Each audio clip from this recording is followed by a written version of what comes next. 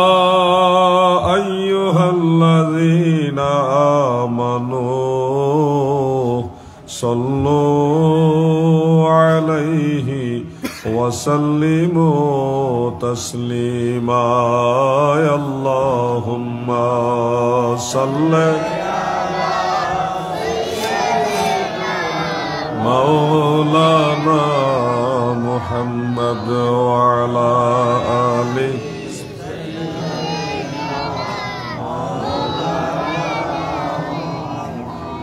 اللهم صل على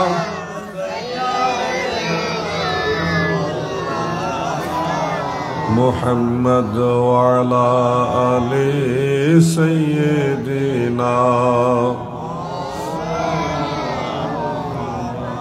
নবীজির ইশকের তীর কলিজায় বিধিল যারো ছেড়ে দিছে বাড়ি ঘর সার কইরাছে রোদন আল্লাহুম্মা সাল্লি আলা মারহাবা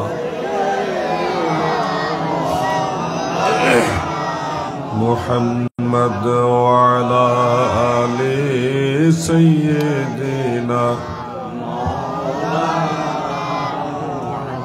জিকির লা ইলাহা ইল্লাল্লাহ। ভাই কেন করে যেন না ওঠে, ভলিউমটা মৃদু করেন। লা ইলাহা, এত বড় যন্ত্র লইয়া বইয়া যদি সুন্দর না হয় তাহলে কেমন হইব? ভলিউমটা যদি কেন করে না ওঠে, মিষ্টি করেন, মিষ্টি। লা ইলাহা ইল্লাল্লাহ, লা ইলাহা লা ইলাহা ইল্লাল্লাহ, লা ইল্লাল্লাহ, লা ইলাহা ইল্লাল্লাহ মুহাম্মদ রাসূলুল্লাহ সাল্লাল্লাহু আলাইহি ওয়া আলিহি ওয়াসাল্লাম। ফুটন্ত কলি সংগঠন কর্তৃক আয়োজিত জশ্নে ঈদ মিলাদুন নবী সাল্লাল্লাহু আলাইহি ওয়াসাল্লাম ও ফাতিহা ইয়াজদাহুম উদযাপন উপলক্ষে আয়োজিত আজিমুশান সুন্নি সম্মেলন 2024 এর সম্মানিত সভাপতি সাহেব হযরতুল আল্লামা মুস্তাফা কামাল আল কাদেরী সাহেব, সুযোগ্য খতিব হাজী রমজান আলী জামে মসজিদ বাড়াইপাড়া চাঁদগাঁও চট্টগ্রাম আজকের মাহফিলের প্রধান বক্তা হিসেবে আলোচনা পেশ করেছেন এই যুগের উদীয়মান তরুণ তেজস্বী বক্তা, আলেমে দ্বীন, কলম সম্রাট, বাতিলের আতঙ্ক, হানাফি মাযহাবের পক্ষে বলিষ্ঠ কণ্ঠস্বর, স্নেহসিক্ত মাওলানা মুফতি মুহাম্মদ শহীদুল্লাহ বাহাদুর সাহেব মাদ্দাজিল্লাহুল আলী, পরিচালক ইমাম আজম রিসার্চ সেন্টার চট্টগ্রাম। এছাড়াও উপস্থিত রয়েছেন উলামায়ে আহলে সুন্নাত, দিগার সুশিক্ষিত সমাজ, প্রাণপ্রিয় সুন্নি তরিকতপন্থী মুমিন মুসলমান ভাইয়েরা, পর্দার আড়াল থেকে যারা শুনছেন সবাইকে আন্তরিক অভিনন্দন, মোবারকবাদ। শুরুতে আল্লাহ তাআলার শাহী দরবারে শুকরিয়াতান আমরা সবাই বলি আলহামদুলিল্লাহ। পরম দয়ালু, মেহেরবান, সর্বশক্তিমান, মহাপরাক্রমশালী আল্লাহ পাকের রহমতের দুয়ারে আরো শুকরিয়া আদায় করি যে মেহেরবান আল্লাহ জাল্লা শানুহু আম্মা নওয়ালুহু আমাদেরকে দয়া করে তিনার হাবিবের উম্মত হওয়ার সৌভাগ্য দান করেছেন। এই জন্য শুকরিয়া তান আরেকবার বলি আলহামদুলিল্লাহ। শ্রদ্ধাভাজন সভাপতি মহোদয়ের কাছ থেকে আলোচনার যে বিষয়বস্তু অবগত হলাম সেটা হলো আহলে সুন্নাত ওয়াল জামাতের আকীদা এবং সুন্নতের উপরে আমল। এই বিষয়ের উপরে আমি আপনাদের সামনে আলোচনা নিয়ে আসবো ইনশাআল্লাহ। মনে রাখবেন, আকীদা এবং আমল যেহেতু বিষয় এখানে দুইটাকে একসাথে করে দেওয়া হয়েছে, সেহেতু আমাকে ধারাবাহিক এই বিষয়টা আপনাদের সামনে উপস্থাপন করতে হবে ইনশাআল্লাহ। আকীদা শব্দের বাংলা অর্থ হলো বিশ্বাস, যেটা কুরআনুল কারীমের ভাষায় হলো ঈমান। ঈমানের কথা কোরআনে বহুবার আল্লাহ তাআলা বলেছেন।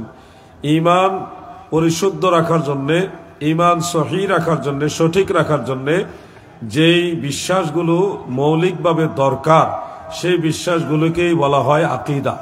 মনে রাখবেন, এই আকীদা যদি আপনার সঠিক না হয়, নামাজ, রোজা, হজ, যাকাত যাবতীয় আমল থাকা সত্ত্বেও ভুল আকীদার পথে থাকার কারণে আখিরাতে আপনি জাহান্নামের পথে রওনা দিতে বাধ্য হবেন। আমিলাতুন নাসিবাতুন তাসলা নারান হামিয়া, পর্বত সম পরিমাণ নেকি থাকা সত্ত্বেও আপনাকে আল্লাহ তাআলা জাহান্নামে নিক্ষেপ করে দিবেন, কারণ আপনার আমল আছে, আকীদা সঠিক ছিল না। দাদু, এই আকীদা নিয়ে শুধুমাত্র চট্টগ্রাম, সিলেট আর ঢাকায় দ্বিমত না, এই আকীদা সাহাবাই কেরামের জমানা থেকেই ডিভাইডেশন এই পার্টগুলি হয়ে গেছে। আপনারা জানেন হযরতে শেরে খোদা মাওলা আলী রাদিয়াল্লাহু আনহুর খেলাফতের আমলেই খারিজিদের আবির্ভাব হয়েছে। 12,000-এর মতো মানুষ যারা মুসলমান দাবিদার, তারা একটা শর্ত তুলে ধরলো যে আমরা হযরত আলীর ফায়সালা মানি না, আমরা কোরআনের ফায়সালা মানি।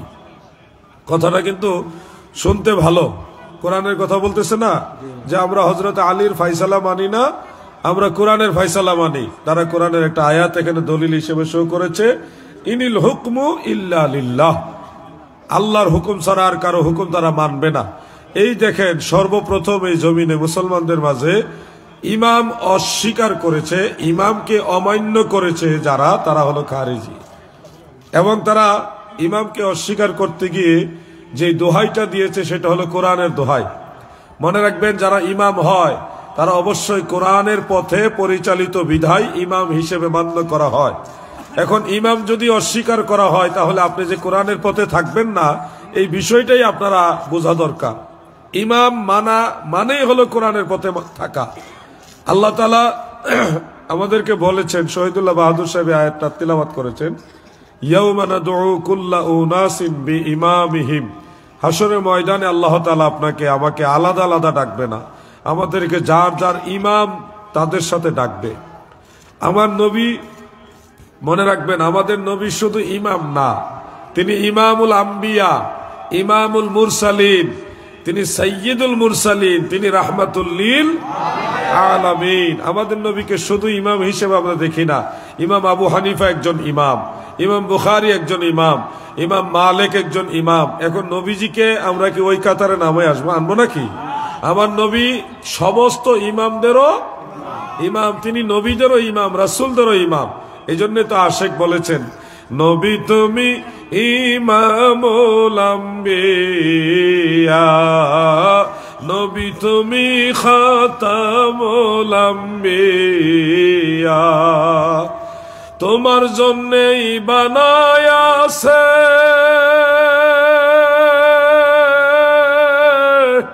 আমার আল্লাহ এই সারাটা দুনিয়া গো নবী, নবী তুমি ইমামুল আম্বিয়া। আল্লাহর হাবিব ইমামুল আম্বিয়া, সব নবী রাসূলগণের ইমাম। আর আমাদেরকে এখানে যেটা মেন করা হয়েছে, তাফসীরে রুহুল বয়ানে ইসমাইল হাক্কি রহমাতুল্লাহ আলাইহি তিনি উল্লেখ করেছেন, ইয়াউমা নাদউ কুল্লা উনাসিন বিইমামিহিম, এই যে ইমামদের সাথে আল্লাহ আমাদের ডাকবে, এটার অর্থ হলো আপনারা যারা হানাফি, আপনাদেরকে ইমাম আবু হানিফা রহমাতুল্লাহ আলাইহির সাথে ডাকবেন। যারা শাফিঈ, তারা ইমাম আবু আব্দুল্লাহ মুহাম্মদ ইবনে ইদ্রিস শাফিঈ রহমাতুল্লাহ আলাইহির সাথে আল্লাহ তাআলা ডাকবেন, যার যার ইমামের সাথে ডাকবেন। সমস্ত ইমামরা তাদের অনুসারীদেরকে নিয়ে রাহমাতুল লিল আলামিনের কদম মোবারকে যাবেন। আমার দয়াল নবী সবাইকে নিয়ে জান্নাতে যাবে।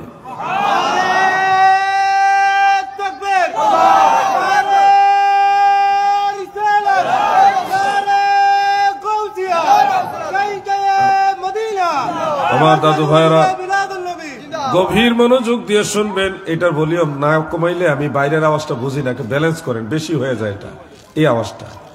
হ্যাঁ, এটা আরেকটু কমান, একবারে কমাই দিয়েন না, আবার ব্যালেন্স করেন যেন কথা বললে মজা পায়। এটা বেশি দিলে বাইরে মাইক বাজে কিনা খবরই পাই না, কথা বলছে, এটা তো কানের ভিতরে এসে ধরে। ব্যালেন্স করে দেন যেন কথা বললে মজা পায়, আমার কথাটা যেন সবাই বুঝে, ওইটা হলো আমার মূল মাকসাদ। আমার ওয়াজ শুনে মানুষ আমার দাওয়াত দিবে, বাহাবা দিবে, ওগুলো আমি ওই টার্গেট ওয়াজ করি না। আমি সবসময় মানুষের হেদায়েতের জন্য কথা বলি, সত্য কথা বলি। অনেক মানুষ আমাকে আমার বিরোধিতাও করে, তা তো আমি কোনোদিন মনক্ষুণ্ণ হই না। কারণ আজকের দিনে যে বিরোধিতা করতেছে, যেদিন সে বুঝবে, সে ওই দিন সবার আগে আমার কাছে এসে সমর্থন দিবে। কারণ আমি নিজের থেকে কখনো আমার নিজের মতবাদ প্রকাশ করি না, সবসময় আল্লাহ এবং আল্লাহ রসুলের কথা বলি, আগের ইমামদের কথা বলি, আইম্মায়ে আহলে সুন্নাতের কথা বলি। তো যেই কথাটা বলছিলাম আপনাদেরকে, এই খারিজিরা যেই দোহাইটা দিল যে আমরা কোরআন মানব, হযরত আলী রাদিয়াল্লাহু আনহুর ফয়সালা মানব না, কোরআনের দোহাই দিয়ে এখনো ওলিয়া উলিয়া পীর মুর্শিদ ইমামদেরকে মানতে চায় না, এমন লোক এখনো আছে।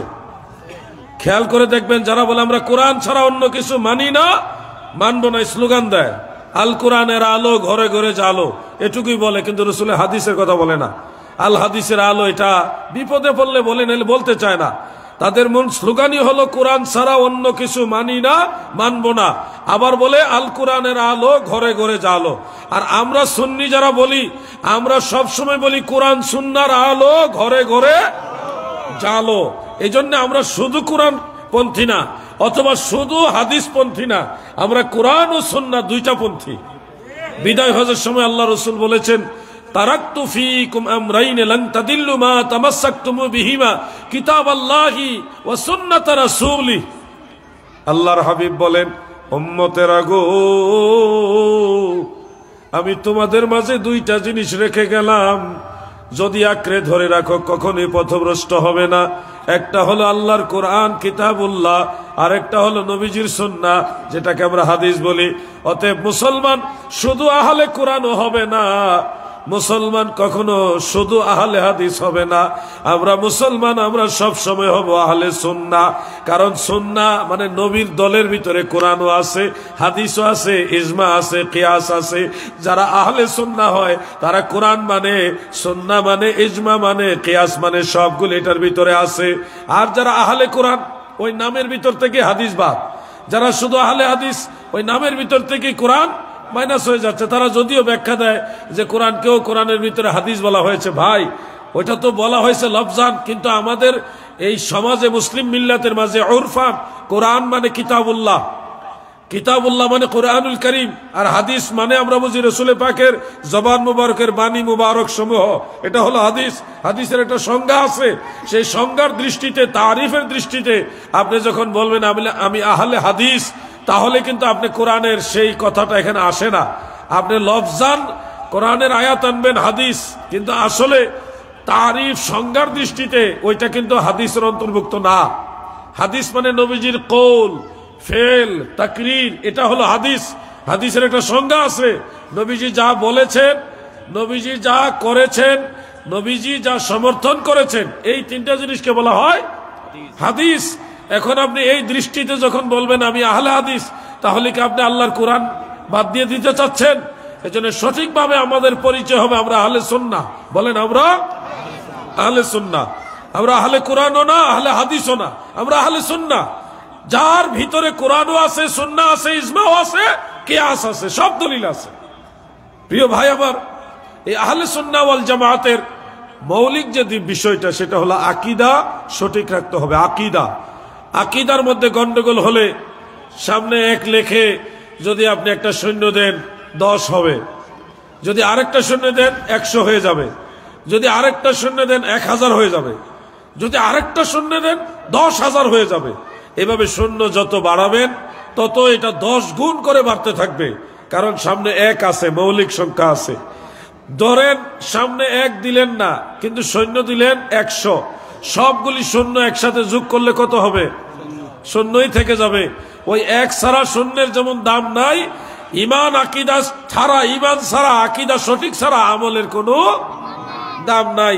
ও সুন্নি মুসলমান ভাই বাবারা, কাছে এবং দূরে যারা যেখান থেকে শুনছেন, মাইকের গোড়ায় গোড়ায় অনেকে শুনতেছেন, আপনাদেরকে বলছি, শুনুন দাদু, আকীদার ব্যাপারে গুরুত্ব দেন, আকীদার ব্যাপারে গুরুত্ব দেন, নাইলে কিন্তু অনেক আমল করবেন, অনেক নামাজ পড়বেন, রোজা রাখবেন, কিন্তু শেষে দেখবেন এই সব সহ জাহান্নামে, কারণ আপনার আকীদা সঠিক না।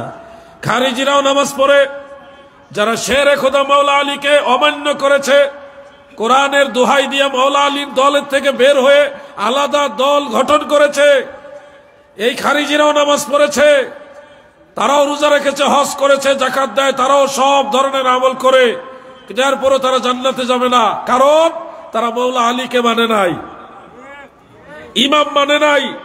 ইমাম না মানার কারণে নামাজ, রোজা, হজ, যাকাত বাকি আমল থাকা সত্ত্বেও তারা জান্নাতি হবে না।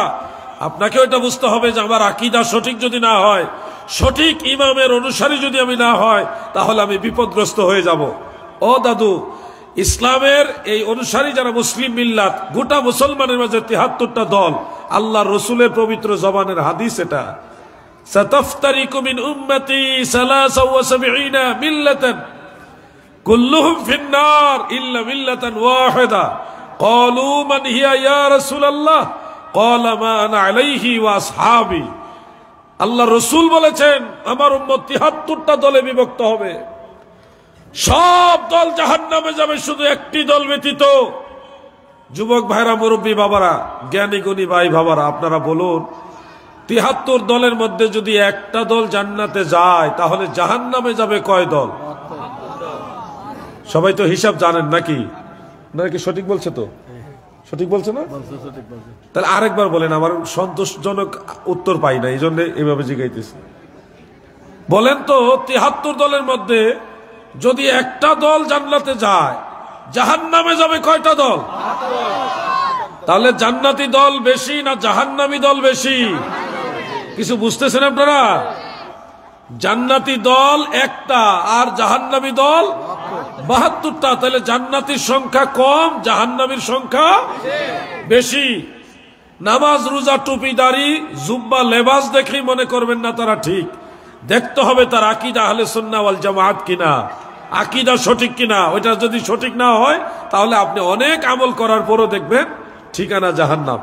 দাদু, খুব মনোযোগ দিয়ে কথাগুলি শুনবেন।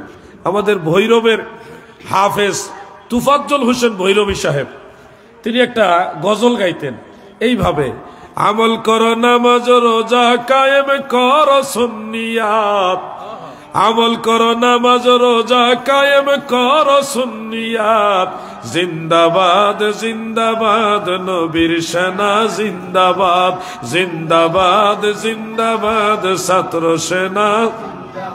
নবীর সেনা মানে ছাত্র সেনা, যুব সেনা, সব নবীর সেনা।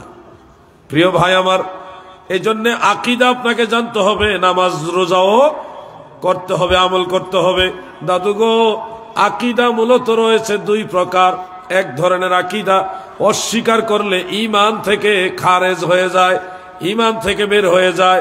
আরেক ধরনের আকীদা আছে যেগুলি অস্বীকার করলে গুমরাহ হয়ে যায়, মানে পথভ্রষ্ট, জাহান্নামী হয়ে যায়। এই দুই ধরনের আকীদার কথা ফতোয়ায়ে আজিজিয়ার মধ্যে আল্লামা শাহ আব্দুল আজিজ মুহাদ্দিসে দেহলভী রাহমাতুল্লাহ আলাইহি তিনি উল্লেখ করেছেন। প্রিয় ভাই আমার, এই দুই ধরনের আকীদা সম্পর্কে আপনার জানা ফরজ, কারণ এগুলি জানলে আপনার ঈমান সঠিক থাকবে। এগুলি না জানলে যে কোনো সময় ঈমান হারাইয়া বেঈমান হইয়া জাহান্নামের পথের পথিক হয়ে যেতে হবে। প্রিয় ভাই আমার, এই আকীদা সম্পর্কে আলোচনাটা এটা একটা ব্যাপক সাবজেক্ট। এটা ১-২ ঘন্টা আর একদিন ২ দিনে শেষ করা সম্ভব না। কারণ এটা আমি মারতেছি না, যে এমনি বলতেছি না। বাস্তবে আকীদা বুঝতে হলে আপনাকে কমাস কম ১ বছর ক্লাস করতে হবে।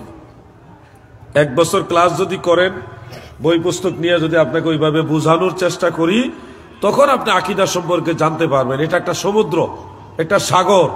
ঈমান আকীদার মৌলিক শাখাগুলি একটা একটা একটা করে দলিল আদিল্লা সহকারে আপনাকে জানতে হবে। মাহফিলগুলিতে আমরা চেষ্টা করি কি, যে অনেক কথার ভাবার্থ, সারাংশ, সারমর্মটা আপনাদের সামনে তুলে ধরার চেষ্টা করি। সেই আলোকে আপনাদেরকে বলবো, একটু সূক্ষ্মভাবে খেয়াল করেন। প্রথম কথাটা হলো, আল্লাহ কয়জন? আপনাদের সন্দেহ আছে? একটু বলুন মহব্বতে, আল্লাহ কয়জন? একজন। আল্লাহর কোনো অংশীদার নাই। কোনো কাজ আল্লাহ তাআলা কারোর উপরে ভর করে করা লাগে না। আল্লাহ কারো উপরে নির্ভরশীল না। আল্লাহ কারো মুহতাজ না, কারো মুখাপেক্ষী না, কারো উপরে ডিপেন্ডেবল না। তিনি কোনো কিছু করতে হলে কোনো মাধ্যম লাগে না, কোনো উপাদান লাগে না। আমরা একটা কিছু বানাইতে হলে উপাদান লাগবে, চেয়ার বানাইতে হলে কাঠ লাগবে, লোহা লাগবে ইত্যাদি। কিন্তু আল্লাহ তাআলা কোনো কিছু বানাইতে হলে কোনো কিছু লাগে না। তিনি কোন বললেই ফায়াকুন হয়ে যায়। হও বললেই হয়ে যায় এমন মহান সত্তা আল্লাহ। তিনি এমন মহাপরাক্রমশালী যার প্রতিরোধ করার ক্ষমতা কারো নাই। তিনি একক, অদ্বিতীয়, তার বিকল্প কেউ নাই, তার সমকক্ষ কেউ নাই। আল্লাহ সম্পর্কে মনে রাখবেন, আল্লাহর কোনো ছায়া নাই, কায়া নাই। ছায়া থাকে তার যার অস্তিত্ব দৃশ্যমান, যার সূরত আছে তার ছায়া থাকে। আল্লাহ তাআলা সকল সূরতের স্রষ্টা। আল্লাহকে মুসাওয়ার বা সূরত বিশিষ্ট বলা যাবে না।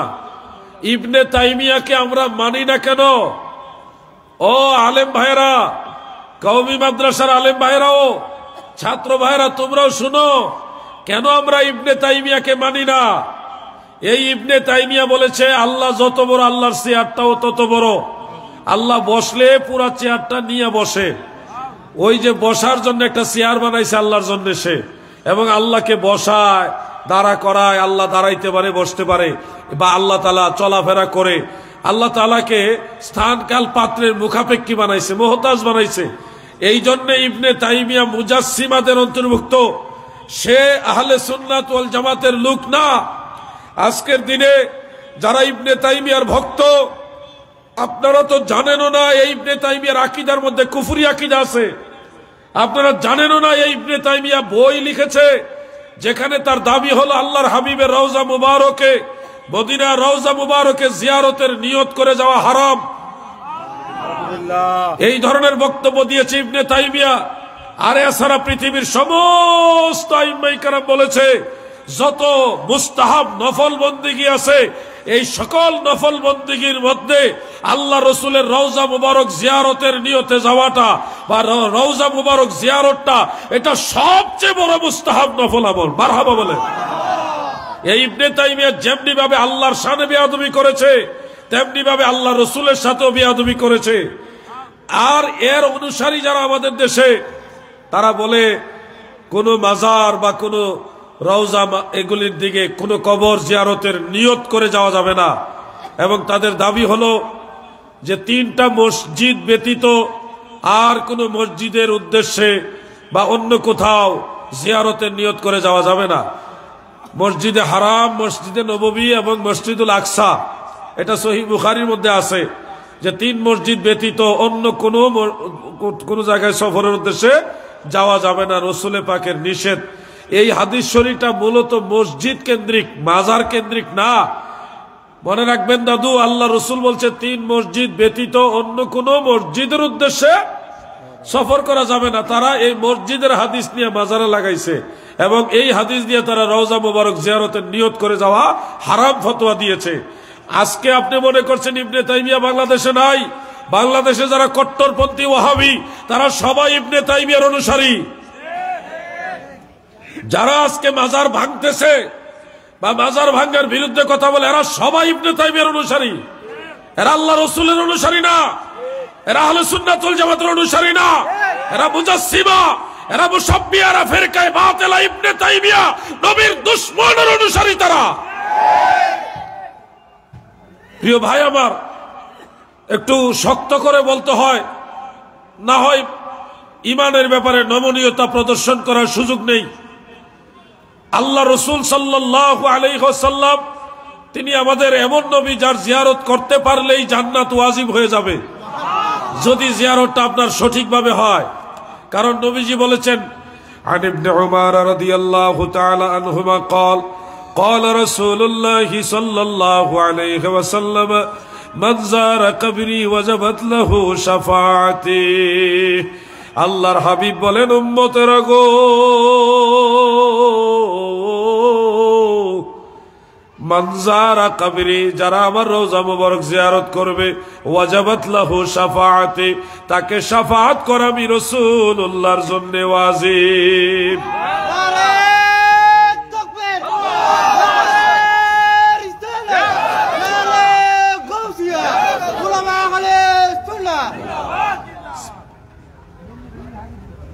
সেই ইবনে তাইমিয়ার অনুসারীরাই মাজার ভাঙ্গে। আপনারা দেখেছেন মামুনুল হক সাহেব, তিনি প্রকাশ্যে বলেছেন কোরআন সুন্নাহর বাইরে যত মাজার আছে, কবর আছে, এগুলি ভেঙ্গে চুরমার করে দাও। তো কোরআন সুন্নাহর বাইরে এই কোরআন সুন্নাহর দোহাই দিছে আর কি। তো বাংলাদেশে কোন মাজারটা কোরআন সুন্নাহর বাইরে এটা সুনির্দিষ্ট করে মামুনুল হক সাহেবকে বলে দিতে হবে, অন্যথায় মানুষ ভুলবশত যে কোনো হকপন্থী আল্লাহর ওলির মাজারও ভেঙে ফেলার জন্য উদ্যত হতে পারে। এখন ঢালাও ভাবে উনি বলে দিলেন মাজার ভেঙে চুরমার করে দাও, শর্ত দিলেন কোরআন সুন্নাহর বাহিরে। তো নাকে বলে দিতে হবে কোন মাজারটা কোরআন সুন্নাহর বাহিরে। আব্দুর রহমান মাদানী নামক এক বক্তা, সে বলতেছে মাজার ভাঙ্গা জায়েজ আছে না, না এটা তো পরের কথা, আগে বলতে হবে মাজার করা জায়েজ আসেনি। কথাটা শুনে আমাদের যুবকরা খুশি, আসলেই তো মাজার ভাঙবো কি ভাঙবো না এটা পরের মাসআলা, মাজার করা যাবে কিনা এটা আগে জানতে হবে। আব্দুর রহমান মাদানী লেখাপড়া করো, লেখাপড়া করো। তোমাদের মতো তথাকথিত আলেমদের কারণে আজকে মুসলিম মিল্লাতের মাঝে এই ফাটল। তোমরা লেখাপড়া করা ছাড়াই ময়দানে গিয়ে ফতোয়া সাপ্লাই দিয়ে দাও। মাজার কাকে বলে এটা আগে বুঝো। মাজার এটা ইসমে জরফ, জরফে মাকান। জরফ দুই প্রকার, একটা জরফে জামান আর একটা জরফে মাকান। যার আরবি অর্থ হলো মাউদিউ জিয়ারা, জিয়ারতের স্থান। যেই কবর মুসলমানেরা অধিক পরিমাণে জিয়ারত করে ওই কবরটাকে বলা হয় মাজার। আপনারা বলুন ইসলামে আল্লাহ রসুলের আদর্শ মুবারক অথবা সাহাবাই কেরামের আমল দ্বারা কবর জিয়ারত জায়েজ আছে না নাই? আওয়াজ দিয়ে বলেন আছে না নাই? তাহলে যেই কবর মুসলমানরা জিয়ারত করে সেটাই তো মাজার, অটোমেটিক হয়ে যাচ্ছে মাজার। এখন উনি বলছে মাজার করা যায় কিনা, জিয়ারত করলেই তো মাজার হয়ে যায়। এই বুকা জানেও না, এই বুকা জানেও না মাজার হওয়ার জন্য পাকা করা শর্ত না। পাকাওয়ালা কবরও মাজার হয়, পাকা ছাড়া কবরও মাজার হয়।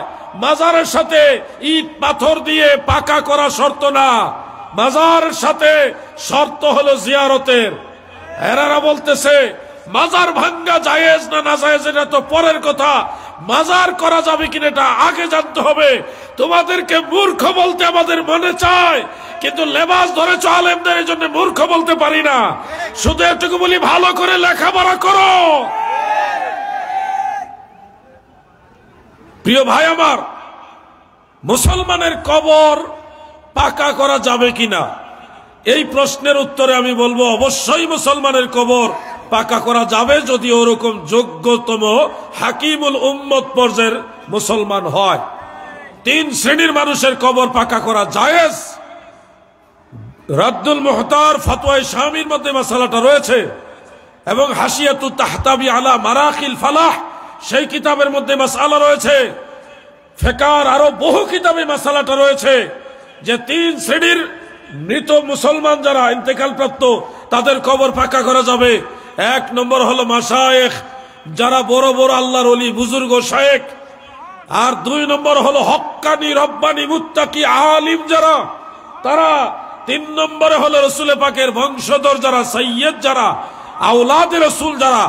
এই তিন শ্রেণীর মানুষ ইন্তেকাল হলে তাদের কবর পাকা করা জায়েজ।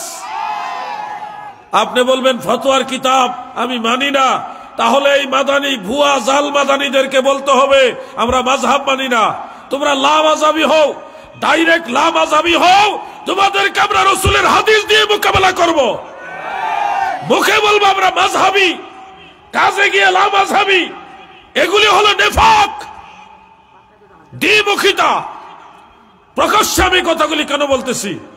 এরা আমাদের নাম, আমার নাম মেনশন করে বলতেছে, আমার ছবি দিয়েছে, দিয়ে বলতেছে এগুলি নাকি জায়েজ না, কবর পাকা জায়েজ না, এগুলোর ওয়াজ করতেছে। ওয়াজ কারে বলে? বড় আলেমদের কাছে বসো। তোমাদের বড় হুজুর যারা সাইজা রয়েছে এরাও কোরআন হাদিস ঠিক মতো জানে না। আমি সবার কথা বলছি না, গুটি কয়েক লোক আছে বড় বড় চেয়ারে বসে, এগুলি আরো বড় বড় আন্তর্জাতিক জাহেল, ঠিক মতো লেখাপড়া নাই। সুন্নত শিখাইতে আসে সুন্নিদেরকে, সুন্নিরা নাকি সুন্নতের আমল ছাড়া সুন্নি হয়ে গেছে। আরে ভাই বাবা শোনো, সুন্নতের উপর আমল করার চেষ্টা আমাদের সবারই আছে, আছে না নাই? 100 মার্কের পরীক্ষা, সবাই তো আর 100 থেকে 100 পায় না। চেষ্টা করে 98-99 নিয়ে পায়, না হইলে 80 পায়, নাহলে 60-70 পায়, নাহলে 40-50 পাইয়া হইলো ভালোভাবে একটু পাশ করার চেষ্টা সবার আছে। আমরা সেটাই করি। শুধু সুন্নতের উপরে আমল করার দ্বারাই সুন্নি হয় না। সুন্নি হবে যার আকীদা আহলে সুন্নাহ এবং রাসূল পাকের সুন্নতের উপর আমল, তারা হলো সুন্নি। 1 নম্বর শর্ত হলো আকীদা হতে হবে আহলে সুন্নাহ। আকীদা ঠিক না রাইখা বাইরে দেখাইবা সুন্নতের আমল, তুমি কখনোই সুন্নি হতে পারবা না। যদি বলো যে না সুন্নতের উপর আমল থাকলে সুন্নি, তাহলে কাদিয়ানীদেরকে সুন্নি বলতে হবে। কারণ কাদিয়ানীরাও নামাজ পড়ে, দাড়ি রাখে, টুপি পরে, জুব্বাও পরে, রুমালও ব্যবহার করে, অনেক সুন্নতের উপরে কাদিয়ানীরা আমল করে। যে সুন্নতের উপর আমল করলে সুন্নি, তাহলে কাদিয়ানীদেরকেও তারা সুন্নি বানায় দিবে। আসল বিষয়টা হলো সুন্নি হওয়া না হওয়ার সাথে শর্ত হলো আকীদায়ে আহলে সুন্নাহ। সুন্নি আকীদা যদি থাকে, পাশাপাশি যদি সুন্নতের উপরে আমল থাকে, তখন এই লোকটা হলো প্রকৃতপক্ষে সুন্নি। প্রিয় ভাই আমার, মাজার পাকা আর কবর পাকা নিয়ে যেটা বলতে চাই, যদি আপনি প্রশ্ন করেন হুজুর সাহাবীদের জামানায় কবর পাকা করা এটা ছিল কিনা, আমি বলবো অবশ্যই ছিল। স্টাডি করো ভাই, লেখাপড়া করো, লেখাপড়া করো। না জানলে যারা জানে তাদের জিজ্ঞাসা করো। সাহাবীদের মাজার বা কবর শরীফ পাকা করা হয়েছে। কারা করেছে? সাহাবীরাই করেছে। এবার বলেন সাহাবারা ভণ্ড ছিল? আপনারা ঘুমাইতেছেন নাকি? সাহাবীদের কবর শরীফ গুলো পাকা করেছে সাহাবীরা। এখন আমরা কবর পাকা করলে হয়ে যাই ভণ্ড। তো সাহাবাই কারাম নিজেরাই সাহাবীদের কবর শরীফগুলি পাকা করেছে, তাহলে তাদের কথা মোতাবেক তো সাহাবীরাও ভণ্ড। নাউজুবিল্লাহ।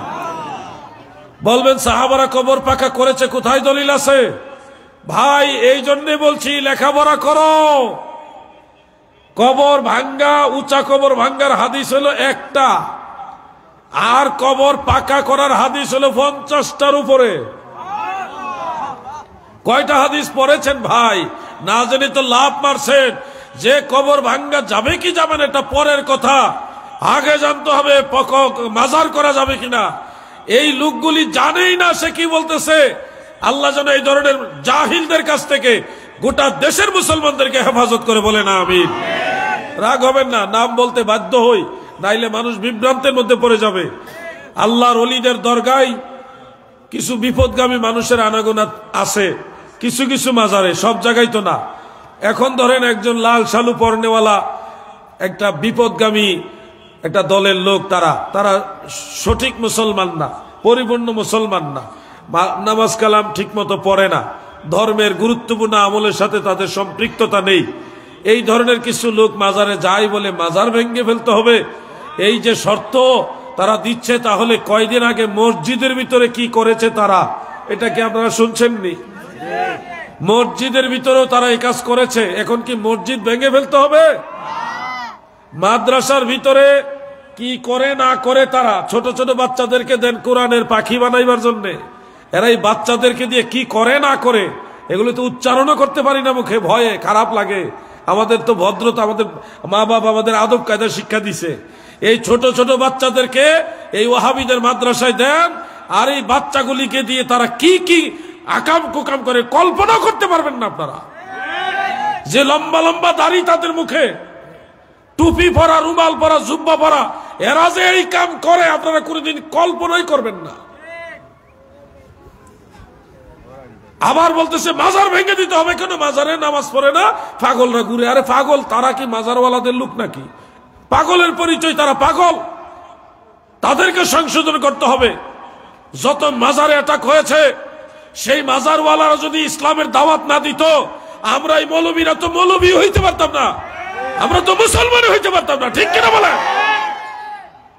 এই জন্য আল্লাহর ওলিদের বিরুদ্ধে যারা এই বাড়াবাড়ি গলি করেছে, অচিরেই তারা ধ্বংস হবে, অচিরেই তারা ধ্বংসলীলা দেখবে। এই জন্য আমার পক্ষ থেকে আপনাদেরকে বলছে, আপনারা ঐক্যবদ্ধ থাকবেন। সুন্নি মুসলমান, বিএনপি বলেন, জাতীয় পার্টি বলেন, আওয়ামী লীগ বলেন, অন্য দল বলেন, শুধু ওয়াহাবি ছাড়া বাকি যত সুন্নি আছেন, আপনারা সবাই নবীর পক্ষে ঐক্যবদ্ধ আছেন না নাই? সবাই বলেন আছেন না নাই? আল্লাহু আকবার নারায়ে রিসালাত ইয়া রাসূলুল্লাহ নারায়ে গাউসিয়া ইয়া রাসূলুল্লাহ সকালিদের শরাইত ঈদে মিলাদুন নবী ভাই আমার সকালিদের শরাইত গতকাল দেখেছেন আপনারা, তারা নবীজির দুরূদ শরীফটাকে কিভাবে ব্যঙ্গাত্মক রূপে প্রকাশ করেছে। দুরূদ শরীফ নিয়ে তারা ঠাট্টা বিদ্রুপ করে। আচ্ছা, দুরূদ শরীফ কি আমার? দুরূদ শরীফ কি আপনাদের? দুরূদ শরীফ তো মদিনাওয়ালার। আল্লাহর নবীর দুরূদ শরীফকে নিয়ে যারা ব্যঙ্গাত্মক করে, বিদ্রুপ করে, ব্যঙ্গ করে, এরা কখনো সঠিক মুসলমান হতে পারে না। ক্যামেরা মনে ঘুরাইছে রে, কোন হাতে কারিগরিটা করতেছে ভাই? ও ওয়াজের মন নষ্ট করে দিয়েন না, ঘোরাঘুরি করেন নামাজের ভিতরে। দেখছেন সবার মনোযোগটা গেছে ওইদিকে, আর দিলে ওই দিকে দিয়ে রাখেন, একভাবে দিয়ে রাখেন যেন মনোযোগটা মানুষের নষ্ট না হয়। প্রিয় ভাই আমার, বন্ধুরা আমার, এই ফিতনার যুগে আমি আপনাদের কি বলবো? আমার দয়াল নবীর দুরূদ শরীফ নিয়ে তারা ব্যঙ্গ করে গো। আমার নবীর দুরূদ শরীফকে তারা বিদ্রুপ করে, ঠাট্টা মস্কারি করে, দরুদ পরে এটা ব্যঙ্গ করে। এই ছেলেগুলি জানে না তাদের মুরব্বী কয়েকজন নবীর দুরুদকে ব্যঙ্গ করার কারণে তাদের মুখ পর্যন্ত বাঁকা হয়ে গেছে। তাদের মুরব্বীদের অনেকেই আল্লাহর হাবিবের দুরূদ শরীফকে ব্যঙ্গ করার কারণে এই কণ্ঠনালী পচে গেছে, ছাগলের কণ্ঠনালী নিয়ে লাগানো লাগছে। কোটি কোটি টাকা দিয়েও বাঁচতে পারে নাই। শোনো, দুরূদ শরীফ ব্যঙ্গ করা মানে সুন্নিদেরকে ব্যঙ্গ করা না। আরে বোকা, এটা মদিনাওয়ালাকে ব্যঙ্গ করা। দরুদ আমার না, সুন্নিদের বানানো না, দরুদ মদিনাওয়ালার। এই দরুদের উপর অ্যাটাক করেছো, এমনিতেই তোমাদের বিচার হয়ে যাবে। তোমরা এমনি আল্লাহর গজবে হালাক হয়ে যাবে। আল্লাহ রসুলের সম্মানের উপর আঘাত করে এই জমিনের উপরে কেউ টিকে থাকতে পারে নাই, পারবেও না।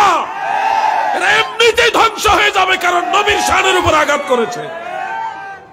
দরুদ শরীফ পড়ার আদেশ দিয়েছে কে? সেই আদেশ আমরা বাস্তবায়ন করি। যতটুকু পারি ততটুকু আমল করি। আপনি নিজে যদ্দূর পারেন আমল করেন, ব্যঙ্গ করার অধিকার তো আপনার নাই। এরা রসুল পাকের দুরূদ শরীফকে এইভাবে ব্যঙ্গ করে বুঝাই দিল তাদের ধর্ম আমাদের মুসলমানদের ধর্মের সাথে মিল না। এটা ইবনে তাইমিয়ার ধর্মের লোক। আল্লাহ তাদেরকে হেদায়েত দান করে, বলেন আমিন। আকীদা সম্পর্কে আপনাদের সজাগ হতে হবে। চট্টগ্রামের মুমিন মুসলমান, আজকে একটা কথা বলতে বাধ্য হচ্ছি। আমরা কথা বললে আমাদেরকে অনেকেই বলেন, ভাইজান আসলে এইভাবে বলা উচিত না, একটু হেকমত করে বলেন। তখন আমরা চুপ থাকি, আমরা হেকমত করি, কথা বলতে থাকি। এই সুযোগ নিয়ে আমরা যখন চুপ থাকি, তখন তারা আমাদের যে মৌলিক যে বিষয়গুলো, এগুলির উপর অ্যাটাক করে তারা কথা বলা শুরু করে। আপনারা দেখেছেন কুড়িগ্রামের নাগেশ্বরীতে যখন আমি গেলাম, একদল আলেম, কওমি অঙ্গনের আলেম, তারা অত্যন্ত ভদ্র এবং শরীফ। তারাও কিন্তু আল্লাহর হাবিবের নূরানিয়তের বিষয়টা নিয়ে সুন্নিদের আকীদার সাথে মিল না, বিপরীত দিকে। নবীজিকে মাটির তৈরির পক্ষে। আমাকে প্রশ্ন করেছে, আপনি নবীজিকে নূরের তৈরি মনে করেন না মাটির তৈরি মনে করেন? আমি পরিষ্কার বলেছি, আমি আল্লাহ রসুলকে নূর এবং নূরে মুজাসসাম, নূরের তৈরি মনে করি।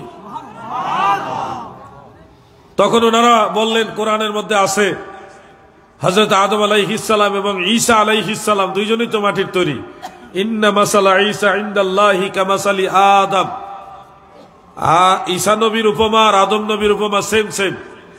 তা আমি তাদেরকে বললাম, ভাই এটা তো সাধারণ বিষয়। এখানে আদম নবীরও বাবা নাই, ঈসা নবীরও বাবা নাই। উদাহরণটা আসছে, উনারও বাবা নাই, উনারও বাবা নাই, বাবা নাই ওখানে মেসাল। কিন্তু সৃষ্টিগত ভাবে কে কিসের সৃষ্টি, এটা আল্লাহ তাআলা এর পরে বলেছে, খালাকাহু মিন তুরাবিন, আমি তাকে মাটি থেকে সৃষ্টি করেছি।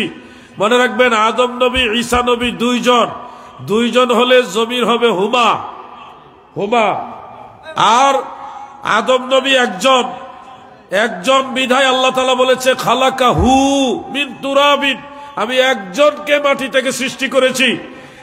এখানে যে দুইজনই মাটির তৈরি না, এটা আল্লাহ পার্থক্য করে দিলেন। খালাকাহু এই হাজমির দিয়ে যে শুধু একজন মাটির তৈরি। যখন এই কথাটা বলেছি, কুড়িগ্রামের আলেমরা তারা সবাই স্তব্ধ হয়ে গেছে। একটা সহজ বিষয় তাদের মাথায় আগের থেকে ছিল না, বলার পরে তখন তারা চুপ হয়ে গেছে। শুনুন, আরেকজন বলতেছে, আমি নাম বলবো না, আমি তার নাম দিছি পুষ্কা মৌলবী। সে বলতেছে রাসূল সাল্লাল্লাহু আলাইহি ওয়াসাল্লাম নূরের তৈরির ব্যাপারে যত হাদিস আছে, নবীজির নূরের ব্যাপারে যত হাদিস সব জাল। কি আজীব ব্যাপার! এরা জাল কোম্পানির ডিলার, যারে মন চায় তারা জাল বানাই দিতেছে, যে কোনো হাদিস জাল বানাই দিতেছে, কোনো রেফারেন্স দেয় না। সে যদি একজন ইমাম মুহাদ্দিসের রেফারেন্স দিয়ে বলতো যে এটা অমুক ইমাম বলেছে জাল, তাও মনটার বুঝাইতাম। সে পাইকারি দরে বলল নূরের ব্যাপারে যত হাদিস সব জাল, অথচ নূরের ব্যাপারে অনেকগুলো সহিহ হাদিস, হাসান হাদিস রয়েছে। নাসিরউদ্দিন আলবানী পর্যন্ত নূরের হাদিসকে সহিহ বলেছে। এরা বসে রয়েছে কি জানেন? আউয়ালু মা খালাকাল্লাহু নূরি, ওইটা দিয়া যে এটা জাল হাদিস। আরে ভাই, আমরা তো এই হাদিস সম্পর্কে চূড়ান্ত ডিসিশন কি দেই এটা আপনার জানতে হবে। আমাদের ডিসিশনটা হলো আব্দুল হাই লখনবী রহমতুল্লাহ আলাইহি আসারুল মারফুয়ার মধ্যে বলেছে, এটা মানান অর্থগতভাবে অন্য হাদিস দ্বারা প্রমাণিত সমর্থিত একটা হাদিস। এটাকে আমি আলাউদ্দিন জিহাদি না, আমরা সুন্নি আলেমরা না, আগের যুগের অসংখ্য ইমামরা মানান হাদিসে রাসূল হিসেবে উল্লেখ করেছেন। দেওবন্দের আলেমরা উল্লেখ করেছেন, রশিদ আহমদ গাঙ্গুহি সাহেব পর্যন্ত এটা উল্লেখ করেছেন, অন্য অন্য মুহাদ্দিস যারা তারা উল্লেখ করেছেন। আর নবীজি নূর হওয়ার ব্যাপারে এটাই তো চূড়ান্ত দলিল না। বাইহাকির মধ্যেও তো হাদিস আছে, আল মুস্তাদরাক আলা সাহিহাইনের মধ্যে হাদিস আছে, বহু হাদিস আছে নূরের ব্যাপারে। তারা পাইকারি ধরে বলে দিল নূরের ব্যাপারে যত হাদিস সব জাল। আমি বলবো সব হাদিস জাল না, তুমি নিজেই জাল বলবি, ঠিক কিনা বলেন? রাসূল করিম সাল্লাল্লাহু আলাইহি ওয়াসাল্লামের নূরানিয়তের বিষয়টা পৃথিবীর কোন মুহাদ্দিস অস্বীকার করে নাই। আমি যুবকদেরকে একটা পয়েন্ট দিতে চাই, যারা বলেন যে আমরা নবী মাটির তৈরি, আমরাও মাটির তৈরি, সব মানুষই মাটির তৈরি, তাদের প্রধান দলিল যে কোরআনের মধ্যে আছে, মিনহা খালাকনাকুম ওয়া ফিহা নুঈদুকুম ওয়া মিনহা নুখরিজুকুম তারাতান উখরা। এই আয়াতের অর্থটা তারা করে একরকম, আমরা সুন্নিরা করি আরেক রকম। তারা বলে এই মাটি দিয়ে সব মানুষকে আল্লাহ সৃষ্টি করেছে, মিনহা খালাকনাকুম, এই মাটি থেকে তোমাদের সবাইকে সৃষ্টি করেছে। আর আহলে সুন্নাত ওয়াল জামাতের মুফাসসিরিন ওনারা বলেন মিনহা আই মিন তুরাবিল আরদি খালাকনাকুম আই খালাকনা আবাকুম আদম আলাইহিস সালাম, এই জমিনের মাটি দিয়ে আমাদের সবার বাবা সাইয়্যিদুনা আবুল বাশার আদম আলাইহিস সালামকে আমার আল্লাহ সৃষ্টি করেছে। জমিনের মাটি দিয়ে আল্লাহ সবাই রে বানায় নাই রে, সব মানুষের বাবা আদমকে আল্লাহ জমিনের মাটি দিয়ে বানাইছে। আর আদম সন্তান আমরা যারা আছি, আমাদেরকে আল্লাহ মাটি দিয়ে বানায় নাই, আমাদেরকে আল্লাহ কি দিয়ে বানাইছে? পবিত্র কোরআনের মধ্যে বলেছেন, সুম্মা জাআলা নাসলাহু মিন সুলালাতিন মিন মাইম মাহিন। বনি আদম যারা আছে গো, হযরতে আদম আলাইহিস সালামের নসল যারা, বংশধর যারা, তাদেরকে আমার আল্লাহ বানাইছে মাটি না, মাটি না, পানির নির্যাস দিয়ে, মিন সুলালাতিন মিন মাইম মাহিন, পানির নির্যাস দিয়ে আল্লাহ বনি আদমকে বানাইছে। কোরআনুল কারীমের আয়াত। এখানেও একটা কথা আছে গো হুজুর, যদিও পানির নির্যাস মানে শুক্রাণু, ডিম্বাণু, নুতফা, কিন্তু হাকিকতে মূলত আমরা মাটি থেকে সৃষ্টি। কেমনে? যে এই নুতফাটা তৈরি হয় রক্ত থেকে, রক্তটা তৈরি হয় খাবার থেকে, খাবার আসে গাছ থেকে, গাছ গাছালি এগুলি আসে মাটি থেকে। তাহলে তো মূলত আমরা মাটির তৈরি হই। নুতফার তৈরি হইল মূলত আমরা কি? মাটির তৈরি। ওই যে নুতফা, রক্ত, খাবার, গাছ গাছালি, ফল ফ্রুটস হয়ে মাটি। তো ওনারা মাটি পর্যন্ত গিয়ে সুন্দর মতো ভদ্রতার সাথে থেমে যায়, এরপরে আর আগায় না। কেন ভাই আপনাদের কি জানা নাই শুধু মাটি দিয়ে গাছ গাছালি হয় না, মাটির মধ্যে যতক্ষণ পর্যন্ত পানি না থাকবে ওই মাটি থেকে কোনোদিনও গাছ গাছালি হবে। পানি ছাড়া কোনোদিনও জীবের অস্তিত্ব কল্পনা করা যায় না। কেন এই কথা আপনার জানা নাই নাকি ভাই? যতদিন পর্যন্ত পানি না থাকবে ততদিন এখানে কোনো বীজ থেকে ঘাস জন্মাবে না। তাহলে মাটি পর্যন্ত গিয়ে থেমে যান কেন? মাটির পরেই তো পানির কথাটা আসতেছে। অতএব আল্লাহর কোরআনে যে বলেছে এটাই ঠিক। আল্লাহ আমাদেরকে পানির নির্যাস দিয়ে সৃষ্টি করেছেন। ভাই আমার, কোরআনের আরেক আয়াত আল্লাহ বলেন, আলাম নাখলুকুম মিন মাইম মাহিন, আমি কি তোমাদেরকে পানির নির্যাস থেকে সৃষ্টি করিনি? মানে আমি তোমাদেরকে পানির নির্যাস থেকে সৃষ্টি করেছি, এটা কোরআনের আয়াত। এজন্য বলবো আমরা মানুষ যারা আছি, আদম সন্তান, আমরা কেউ মাটির তৈরি না, আমরা কেউ মাটির তৈরি না। আমরা যার যার মা বাবার শুক্রাণু ডিম্বাণু নুতফার তৈরি, পানির তৈরি। ওয়া হুয়াল্লাযী খালাকা মিনাল মাই বাশারা, আল্লাহ তাআলা বাশার বা মানুষ সৃষ্টি করেছেন পানি থেকে। মিনাল মাই, মাউন মানে পানি। আমার নাক বন্ধ, যার কারণে দন্তন্য বা নুনের উচ্চারণটা ঠিক মতো হচ্ছে না। আবার কেউ বলেন না যে ইচ্ছা করে করতেছে, এরকম না, অসুস্থ আমি। অনেক ওষুধপত্র খেয়ে আল্লাহ পাকের দয়ায় কিছুটা এখন সুস্থ। সারাদিন আমার জ্বর, গায়ে ঠান্ডা এবং কাশিও ছিল, মানে অসুস্থ ছিলাম, বিছানা পড়ে আসছিলাম। তো আল্লাহ পাকের দয়া, আপনাদের দোয়ার বরকতে সন্ধ্যার পরের থেকে একটু সুস্থ হয়েছি। তো এই জন্য আসছি, আবার দেখেন এই একটা মাহফিলের জন্য আসছি। আবার এই আজকে রাতারাতি আবার সিলেট যাইতে হবে, শুধু এই একটা মাহফিলের জন্য আমি কষ্ট করে আসছি। জানের দিকে তাকাইছি না, না আসলে তো ঠিকই আপনারা বদদুয়া দিয়ে বসতেন। অনেকে গালাগালিও করে আপনারে মাহফিল মিস করলে, বক্তা মরুক মইরা গেল গাইতইব, এই হইল কথা আমাদের নাকি? মরলেও আওয়া লাগবে, তো কথা। একজন লোক আমার দাওয়াত দিছিল চাঁদপুরে, দেওয়ার পরে যে কোনো একটা কারণে আমি মাহফিলে যাইতে পারতেছি না। ওই বক্তা, উনিও বক্তা, উনি আপনি মরলে আপনার লাশ পর্যন্ত এখানে আসা লাগবে। আমি কি আপনাকে বলদ নি? কেন? আমি কি আপনি যে সুন্দর করে আমার বুঝাই কইতেন যে ভাই আপনি একজন আলেম মানুষ, আমিও আলেম মানুষ, আমার ইজ্জত যায়, এই সম্মানের সমস্যা, আমি চেষ্টা করতাম। আপনি যেই কথা কইছেন এখন আমি পারলেও যাইতাম না। পরে গেছি না মাহফিলাস, এই কথা বললে আর যাওয়া যায় নাকি? সে জানমালের নিরাপত্তার ব্যাপার আছে না, মরলে লাশটাও যাইতে হবে মাহফিলে। এই লোক তো ডাকাইত, কথা ঠিক কিনা ভাই? আজকে আপনাদের বদদুয়া যেন না দেন, এই জন্য কষ্ট করে আসছি। আপনারা দোয়া করবেন আমরা যেন ময়দানে কথা বলতে পারি, বদদুয়া দিয়েন না। অনেক সময় কোনো কারণে মাহফিলে না যাইতে পারলে একবারে বদদুয়া দিতে গালাগালি। ফেসবুক তো আছে, ফেসবুক শরীফ। আরে যে পারে হেও লেখে, যে পারে না হেও লেখে, এটা তো সবাই এক্সপার্ট।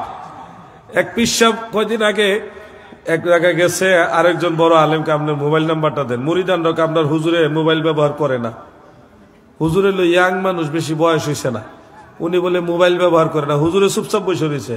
ভক্তরা আমরা হুজুরে মোবাইল ব্যবহার করেন, অথচ হুজুরের ফেসবুক আইডি আছে। কত ভদ্র, চিন্তা করছেন? তো এত না, আমাদেরকে সুযোগ দিবেন, দোয়া করবেন ময়দানে যেন আমরা খেদমত করতে পারি। সামান্য বিষয় নিয়ে আমাদেরকে একবারে গালাগালি করে 14 গোষ্ঠী উদ্ধার করে দিয়েন না। সুযোগ দিবেন, সহযোগিতা করবেন। আল্লাহ আমাদের সবাইকে মিলেমিশে ময়দানে কাজ করার তৌফিক দান করেন, বলে না আমিন। সালাতুন ইয়া রাসূলুল্লাহ, সালামুন ইয়া হাবিবাল্লাহ, বলুন সালাতুন ইয়া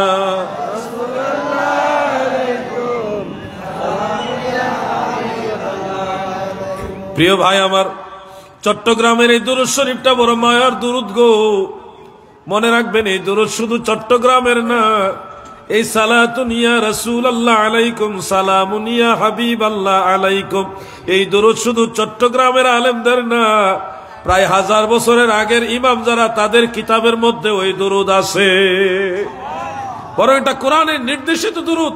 আল্লাহ তাআলা বলেছেন, সাল্লু আলাইহি ওয়া সাল্লিমু তাসলিমা, তোমরা আমার নবীর উপরে দুরূদ পড়ো এবং তাজিমের সাথে সালাম দাও।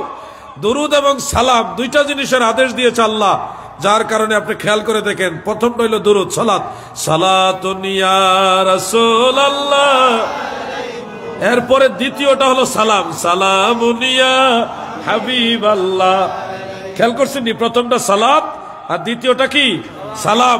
আল্লাহর কোরআনে বলছে সাল্লু আলাইহি সালাত ওয়া সাল্লিমু, এবং সালাম দাও, সালাত এবং সালাম। ঠিক এই দুরূদ শরীফটা কোরআনের আয়াতের সাথে কত সুন্দর মিলে যাচ্ছে।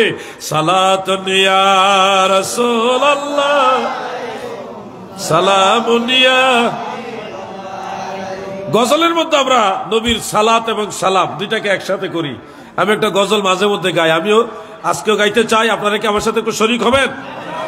সালাত সালাম জানাই, দুরূদ সালাম জানাই আপনার উপরে নবী গো আমরা গুনাহগারে। সালাত ও সালাম জানাই, দুরূদ সালাম জানাই আপনার উপরে নবী গো। সালাম আমরা গুনাহগারে জানাই, আমরা গুনাহগারে। সালাম আমরা গুনাহগারে নবী গো আপনার উপরে। কোরআনে শুনেছি আমি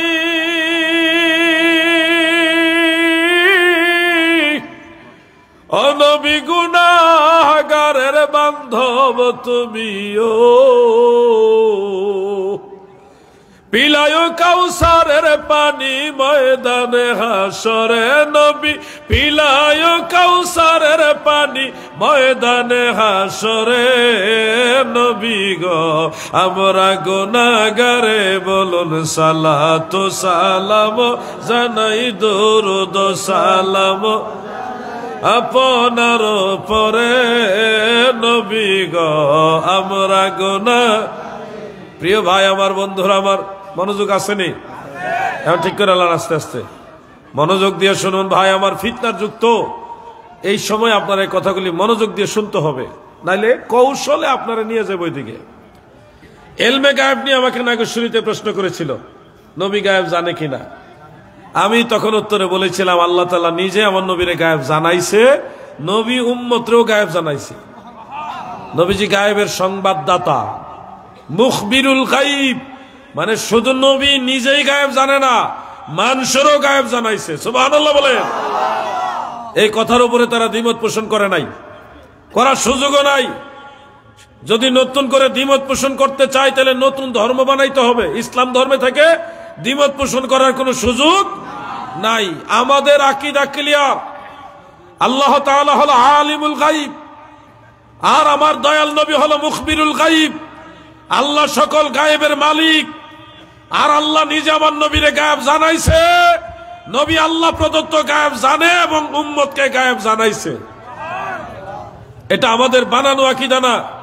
আপনি কোরআনের আয়াত দেখাবেন যে কোরআন শরীফ আছে লা আ'লামুল গায়ব, আমি গায়েব জানি না। قل لا يعلم ما في السماوات والأرض الغيب إلا الله। নবী গো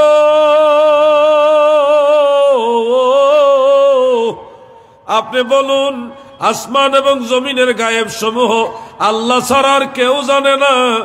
আমরা এই আয়াত পড়েছি ভাই আমার, আমরাও জানি আল্লাহ আসমান জমিনের যত গায়েব আছে আল্লাহ ছাড়া কেউ জানে। এটা কোরআনের আয়াত, আমরাও জানি। এরপরও কেন বলতেছি নবীজি গায়েব জানে? আপনি প্রশ্ন করলেই তো উত্তর পেয়ে যাবেন। এরপরেও দেখেন এই আয়াত যেই সূরার মধ্যে আছে ওই সূরার 10টা আয়াত পরে যান। সূরা নমল, একটু আগে যে আয়াত বললাম এটা হলো 65 নম্বর আয়াত, আর এখন যেটা বলবো এটা হলো 75 নম্বর আয়াত। ওমা মিন গায়বাতিন ফিস সামাই ওয়াল আরদি ইল্লা ফি কিতাবিম মুবিন।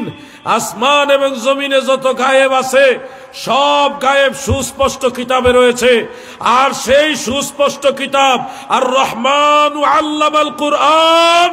আল্লাহ তাআলা সে আসমান জমিনের গায়েব ওয়ালা কুরআন, সে আসমান জমিনের সমস্ত গায়েব ওয়ালা কিতাব আল্লাহ নিজে আমার নবীরে শিখাইয়া দিয়েছে। অতএব নবীরে গায়েব জানাইছে কে? জোরে বলেন কে? আল্লাহ নিজের থেকে জানে, আর নবীজিকে জানাইছে আল্লাহ। বাস, ঝগড়া শেষ। এর দূর জানে না ওর দূর জানে, কত দূর জানে, যতটুক জানে ততটুক জানে, এত কথা দরকারটা কি? আল্লাহ কদ্দুর জানাইছে তোমার কইছে? যতটুক জানাইছে। আরে যতটুক কথাটাই তো তোমার মধ্যে উচিত না, বলা উচিত না। বলতে হবে আল্লাহ যা জানাইছে তাই জানে। ব্যাপকতা রাখতে হবে, কারণ আল্লাহ তাআলা সীমাবদ্ধ করেননি। ওয়া আল্লামাকা মা লাম তাকুন তাআলাম, ব্যাপক ভাবে বলেছেন আপনার যা কিছু অজানা ছিল আমি সব জানাইছি। সুবহানাল্লাহ বলেন। আল্লাহ যেভাবে বলেছে আপনাকে ওইভাবে বলতে হবে। আপনি বলেন যতটুকু জানাইছে, যতটুকু তোমার কর্তৃক আমদানি করা হইলো।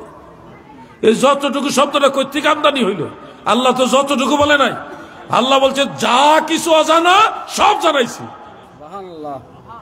তাফসীরে জালালাইনের মধ্যে লিখেছেন ওয়া আল্লামাকা মিনাল আহকাম ওয়াল গায়ব মা লাম তাকুন তাআলাম, আহকাম এবং গায়েবের যা কিছু অজানা সব আল্লাহ তাআলা জানাইছে। সুবহানাল্লাহ বলেন, সুবহানাল্লাহ বলেন।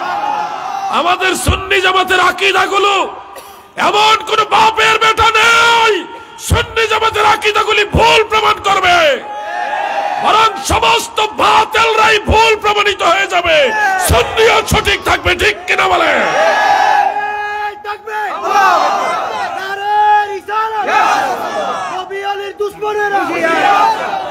আজকে ফুটন্ত কলি সংগঠনের যুবকরা, তারা নবীর পক্ষের সৈনিক, তারা ইমাম হুসাইনের পক্ষের সৈনিক, তারা আল্লাহর ওলিদের পক্ষের সৈনিক।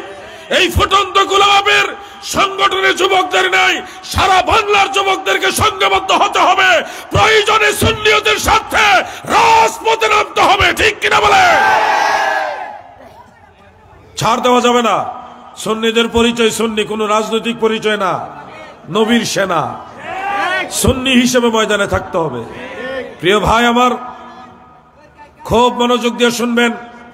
এই ফিতনার যুগে আমরা না বললেও তারা কিন্তু ঠিকই বলে। আমরা না বলতে তারা কিন্তু ঠিকই সুযোগ নিয়ে এগুলি তাদের সারা দেশে ছড়াই দিতেছে। কিছুদিন আগে আপনারা জানেন মুর্শিদপুর দরবার, এই দরবার যখন ভাঙচুর হয়, এই খবর যখন আমরা পাইলাম, কোন ওয়াহাবি একটা আলেম এটা যেন দুঃখ প্রকাশ করলো না। আফসোসের বিষয়, একটা আলেম, প্রশাসনেরও তেমন কোনো দুঃখ নাই, কষ্ট নাই। আল্লাহর ওলির দরবার ভাঙতেছে, মাজার ভাঙতেছে, কোনো দুঃখ নাই। মনে হয় তারা কিছুই জানে না, তারা আলাদা গ্রহের মধ্যে আছে। যখন আমরা লং মার্চের ঘোষণা দিয়েছি, লং মার্চ টু মুর্শিদপুর দরবার, সমস্ত সুন্নিরা ময়দানে নেমে আসো, তখন তাদের কলিজার মধ্যে কাঁপন ধরেছে। সুন্নিরা খেপে গেলে গদি থাকবে না গো, গদি নিয়ে বঙ্গোপসাগরের মাঝখানে ফালাইবে। যদি সুন্নিয়ত নিয়ে তাল বাহানা চলে, তাহলে নবীর সেনারা থেমে থাকবে না। আমরা দেখেছি মুফতি গিয়াসউদ্দিন তাহিরির বিরুদ্ধে মামলা হয়েছে। এই দেশে গরু চোরদের বিরুদ্ধে মামলা হয় না, যারা মাজার ভাঙ্গে তাদের বিরুদ্ধে মামলা হয় না, যারা খানকা দরবার ভাঙ্গে তাদের বিরুদ্ধে মামলা হয় না। হযরত শাহপুরান রহমাতুল্লাহ আলাইহির দরবারের দান বাক্সের টাকাই ওয়াহাবিরা চুরি করেছে, ওটা মামলা হয় না। এই ছাগল চোর, ডেক্সি চোর, এই চোর ডাকাতদের বিরুদ্ধে মামলা হয় না, মামলা হয় সুন্নি আলেমের বিরুদ্ধে। অপরাধ কি? যে মাহফিলে গেছে ওই মাহফিলের প্রশাসনের পারমিশন নাই। প্রশাসনের পারমিশন না থাকলে কি বক্তা দায়ী না কমিটি দায়ী? বক্তা তো মেহমান, সে তো গেস্ট, তার বিরুদ্ধে মামলা হবে কেন? মামলা তো হবে কমিটির বিরুদ্ধে। আর মাহফিল চলাকালীন নিষেধাজ্ঞা কেন আগে জানাইতে পারো নাই? যেখানে হাজার হাজার মানুষ জড়ো হয়ে গেছে, এই সময় যদি বলেন মাহফিল হবে না, তোরে কি আদর করবো, সালাম দিব রে? বাংলাদেশ মুসলমানদের দেশ, এখানে 90 থেকে 92% মুসলমান। মাহফিল চলাকালীন এসে যদি মাহফিল হবে না, তা তোমার তো আসসালামু আলাইকুম দিবই। কথা ঠিক কিনা ভাই? আপনি আগে এসে বলেন মাহফিলে পারমিশন নাই, মাহফিল করতে পারবেন না, বাস ঝামেলা শেষ। বক্তার মাঝখানে এসে বলতেছে পারমিশন না, আচ্ছা ঠিক আছে, উনি মাইক ছেড়ে দিছে, দুই কথা বললা, এখন মামলা দিচ্ছে। পারমিশন যারা মাহফিলে গেলে বক্তাকে নামাই দিতে হবে, এটা সুন্নি জামাতের বক্তাকে দিয়ে তারা বুঝাইলো যে আইন তারা যেমনে সেমনে চলে। শোনো, মৌচাকে ঢিল মারা ঠিক হবে না। পুলিশ প্রশাসনের কোনো দোষ নাই, প্রশাসন কাদের কথা এগুলি করতেছে আমরা জানি। আর প্রশাসনের ভালো ভালো গুরুত্বপূর্ণ চেয়ারগুলিতে বসে গেছে নবীর দুশমন ওয়াহাবিরা, এটা আমরা জানি। মুর্শিদপুর দরবারের বিষয়টা নিয়ে যখন আমি মিটিং এ বসেছি, দেশের গুরুত্বপূর্ণ কয়েকটা সংস্থার, আমি আপনাকে নাম বললে বলে দিতে পারবো, কয়েকটা গুরুত্বপূর্ণ সংস্থার লোকেরা সেখানে মিটিংয়ে ছিলেন। তাদের বক্তব্য শুনে বুঝলাম এগুলি সবগুলি কট্টরপন্থী ওয়াহাবি। এক পর্যায়ে বলতেছে কি জানেন, বড় অফিসার যিনি, আসলে ছোটবেলায় আমরা যেভাবে ধর্মের প্রতি আবেগ দেখাইতাম, এখন বুঝতেছি এত আবেগ দেখানো উচিত না। আমাদের ভাই মাওলানা হাসানুর রহমান হুসাইন নকশবন্দি সাহেব তিনি সাথে সাথে বলে ফেললেন, এই আবেগের কারণে কিন্তু মানুষ কন্ট্রোলে আছে। মানুষ যদি দেশকে ভালো না বাসতো, আইনকে শ্রদ্ধা না করত, তাইলে আপনাকেও আইসা সালাম দিত না, সম্মান করতো না। আপনার মতো বহু লোক রাস্তায় ভিক্ষাও করতেছে। আবেগ আছে দেখেই কিন্তু সম্মান করে, নাকি বলেন আপনারা? আবেগের কারণে মানুষ কন্ট্রোলে থাকে। একবারে লাজব হয়ে চুপচাপ বসে গেছে। এরপরে বলতেছে পায়ে ধরে সালাম করাটা হিন্দুয়ানি সংস্কৃতি। পীর মুর্শিদ অলি আল্লাহকে, মা বাবাকে, উস্তাদকে আমরা যে সালাম করি, কদম বুসি করি, এটা বলে হিন্দুয়ানি সংস্কৃতি। আমি প্রতিবাদ করলাম এটা হিন্দুয়ানি সংস্কৃতি নয়, এটা মদিনাওয়ালা এবং সাহাবাই কেরামের সংস্কৃতি। এটা ইসলামের সংস্কৃতি, এটা সারা ওয়ার্ল্ডে আছে। 10 জন সাহাবী থেকে এই ব্যাপারে হাদিস বর্ণিত আছে। আপনার কয়টা দলিল লাগবে বলেন, আমি দলিল দেই। না, অনেকে বলে এগুলি যারা বলে এটি হলো আরেক ধরনের মূর্খ। যারা মূর্খ তারা মূর্খদের অনুসরণ করে। কোরআন সুন্নাহর ব্যাপারে কোনো কনসিডার হবে না। সেই মুর্শিদপুর দরবারের ব্যাপারে বাহাস হওয়ার কথা ছিল। ডিসি অফিসে আমরা কয়েকজন আলেম গিয়েছিলাম, আপনাদের হাসান আজারি সাহেব সেখানে ছিলেন। আমরা সেখানে গেলাম ডিসি সাহেবের ইনভাইটেশনে, কিন্তু এরা আসে নাই। কোন জিনিসটা সুন্নি জামাতে আছে কোরআন সুন্নাহর বাইরে, সরাসরি মোকাবেলা করে প্রমাণ করো। আরে হিম্মত থাকলে মোকাবেলা করো। দলিল দিয়া ভাড়া না গেছে ভাঙতো। আল্লাহর ওলি খাজা বাবা মুর্শিদপুরি মাদ্দাজিল্লাহুল আলী হুজুর এখনো জীবিত আছে। হুজুর এই কয়েকদিন আগে এই যে মারামারি হয়েছে 2 গ্রুপে, এর আগের দিন ভক্ত মুরিদানদেরকে বললেন মোবাইলের মাধ্যমে যে বাবা, যারা আল্লাহর ওলির দরবারে আক্রমণ করে, যারা আল্লাহর ওলির মাজারে আক্রমণ করে, তারা অচিরেই ধ্বংস হবে। বাবা, আশা করা যায় কাল পরশু 2-1 দিনের মধ্যে আপনারা কিছুটা সিমটম, কিছুটা নিদর্শন আপনারা দেখবেন। পরের দিনে দিয়ে মারামারি লিখে গেছে গা। এই গ্রুপে কিন্তু মাজার ভাঙছে, এই গ্রুপেই। এই জন্য বলছি আল্লাহর ওলিদের উপর আঘাত করছে যারা, তারা কিন্তু আজ হোক কাল হোক এটার প্রাপ্য ঠিক মতো বুঝে পাবে। আমরা যারা সুন্নি মুসলমান, আমরা মারামারি, ঝগড়া, সংঘাত এগুলি পছন্দ করি না। করেন নাকি আপনারা এগুলি? আমরা এগুলি পছন্দ করি না। আমরা ওই আসি মিলাদ নিয়া, জিকির নিয়া, নামাজ কালাম নিয়া, দোয়া দরুদ নিয়া, মেহমানদারি নিয়া, সিন্নি খাওয়াই, হ্যাঁ বিরিয়ানি খাওয়াই, আর খিচুড়ি খাওয়াই, আর জিলাপি খাওয়াই তো নাকি? খাওয়াই না গুরু তো আমরা ওই মানুষের খাওয়াই। আজকে খাওয়ান আছে কিনা জানি না, আছে? সব ওয়াহাবিরা ধরে লইয়েন, খাইয়া যাবে না। তোরা ডেক্সি চুরি করে খাওয়ান লাগতো না, তোরা এমনি খাওয়া মসুরের দল। ডেক্সি চুরি করে লিয়ে গেছ গা। আরে ডেক্স চুরি করে নিলে রানবো কেমনে রে? তোরাই তো খাইছ। ডেকটা চুরি করে লিতেছে লাম্বা লাম্বা দাড়িওয়ালা হুজুর, কত নম্বরের সুর। আবার এরা বড় বড় মসজিদের ইমাম। এই সুর ইমামের পিছনে মানুষের নামাজ পড়লো কেমনে? চিন্তা করছেন? এই জন্য বলছে আমাদের সুন্নি ইমামরা কি গরু চুরি করে? কোন ইমাম সাহেব যদি একটা প্লেট চুরি করে লই আইছে, এই খবর পান, আমরা ইমামের পিছনে নামাজ পড়ি না, হুজুরে প্লেট চুর। আর হুজুরে গরু চুরি করছে, তারপরে তারা গরু চুরির পিছনে নামাজ পড়ে কেমনে? চিন্তা করা যায়। যেমন ইমাম তেমন মুসল্লি। আজকেও তাবারুক কাছে আসো, বিরিয়ানি খাওয়া যাও, জিলাপি খাওয়া যাও, কার কি লাগবে খাওয়া যাবে না। খাওয়াই না গ্রুপ আমরা ওই। আল্লাহ আমাদেরকে ভালো রাখছে, মানুষকে খাওয়াই বিদায়, মানুষের আত্মার দোয়ার কারণে ভালো রাখছে আল্লাহ, আলহামদুলিল্লাহ বলেন। প্রিয় ভাই আমার, বন্ধুরা আমার, আপনাদেরকে সতর্ক করার জন্য কয়েকটা কথা বললাম। ঈমান আকীদা সম্পর্কে আপনাদের জানতে হবে। এই কয়েকটা বিষয়, এগুলি আমাদের সুন্নিদের গুরুত্বপূর্ণ আকীদা, এগুলি আপনাদের জানা রাখতে হবে। আমি আকীদার ব্যাপারে সহজভাবে আপনাদের সামনে এই বিষয়গুলি তুলে ধরলাম। সর্বশেষ একটা আকীদা নিয়ে কথা বলি, আমি আলোচনা শেষ করব। সেটা হলো আমরা বিশ্বাস করি আল্লাহর হাবিব রাহমাতুল লিল আলামিন, আল্লাহ প্রদত্ত ক্ষমতায় হাজির ও নাজির। এই হাজির নাজিরের কথা শুনলে গুলালু সুন্নি এবং যারা ওয়াহাবি তাদের একটু চুলকানি উঠে। হাজির নাজির এটা সুন্নিদের আকীদা না। অনেকে বলে আলা হযরতের নামটা ব্যঙ্গ করে বলে রেজা খান এই আকীদার আবিষ্কারক, এর আগে হাজির নাজির বলতে কোনো আকীদা ছিল না। কি আজীব ব্যাপার! শুনুন আমার ভাইরা, হাজির নাজির এটা আলা হযরত রাহমাতুল্লাহ আলাইহির বানানো আকীদা নয়। আপনি মুল্লা আলী কারি রহমাতুল্লাহ আলাইহির মেরকাত পড়েন, সেখানে দেখেন হাজিরুন নাজিরুন যালিকা ফি আরদিল আকবার, একবারে ডাইরেক্ট হাজির নাজিরের কথা।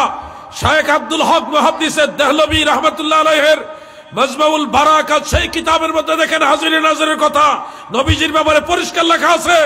হুজ্জাতুল ইসলাম ইমাম গাজ্জালী রহমাতুল্লাহ আলাইহির ইহইয়ার মধ্যে দেখেন নবীর হাজিরের কথা উল্লেখ আছে। ইমাম জালালউদ্দিন সুয়ুতী রহমাতুল্লাহ আলাইহি এই ব্যাপারে আলাদা একটা কিতাব লিখেছেন। আল্লাহর নবী যেখানে খুশি করে হাজির হয়, সারা পৃথিবীটা সব সময় দেখে। সুবহানাল্লাহ বলে, সুবহানাল্লাহ বলে। আকীদার কিতাবে নাই, বোকা কোথাকার। আকীদার কিতাবে প্রিয় নবীজির হাজির নাজির হওয়াটা মুজিজা হিসেবে উল্লেখ আছে। এটা নবীজির বিশেষত্ব। এটা কি নবীজির একটা বিশেষত্ব? কেন বিশেষত্ব? এটা উম্মতের সকল আমল পরিদর্শন করা, পর্যবেক্ষণ করা, এগুলি নবীজির উপরে অর্পিত দায়িত্ব। এটা কোরআন শরীফের আয়াত দ্বারা প্রমাণিত। ইয়া আইয়ুহান নাবিয়্যু ইন্না আরসালনাকা শাহিদা, নবী গো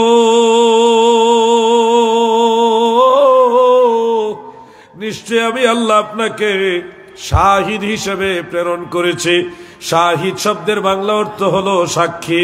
সাক্ষী মানে প্রত্যক্ষদর্শী, যিনি উপস্থিত থেকে সবকিছু দেখেন, এই ব্যক্তিকে বলা হয় সাক্ষী।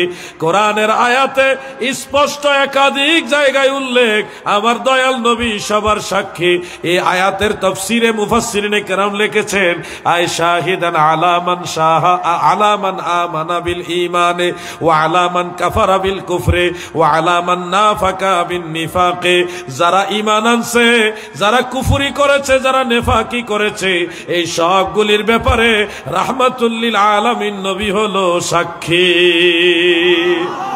এটা নবীজির দায়িত্ব উম্মতের আমল পর্যবেক্ষণ করা, দেখা। যিনি নাজির দেখেন, যিনি নাজির দেখেন তিনি হুকমান হাজির। ধরেন একটা জিনিস খেয়াল করেন, মোবাইলের ভিতরে কি কি লেখা আছে বা আপনাদের মোবাইলেও কি কি আছে এটা আপনি দেখছেন, এটা আপনার কাছে, এটা আপনার কাছে এবং আপনি দেখছেন। নাজির আপনি প্রত্যক্ষদর্শী।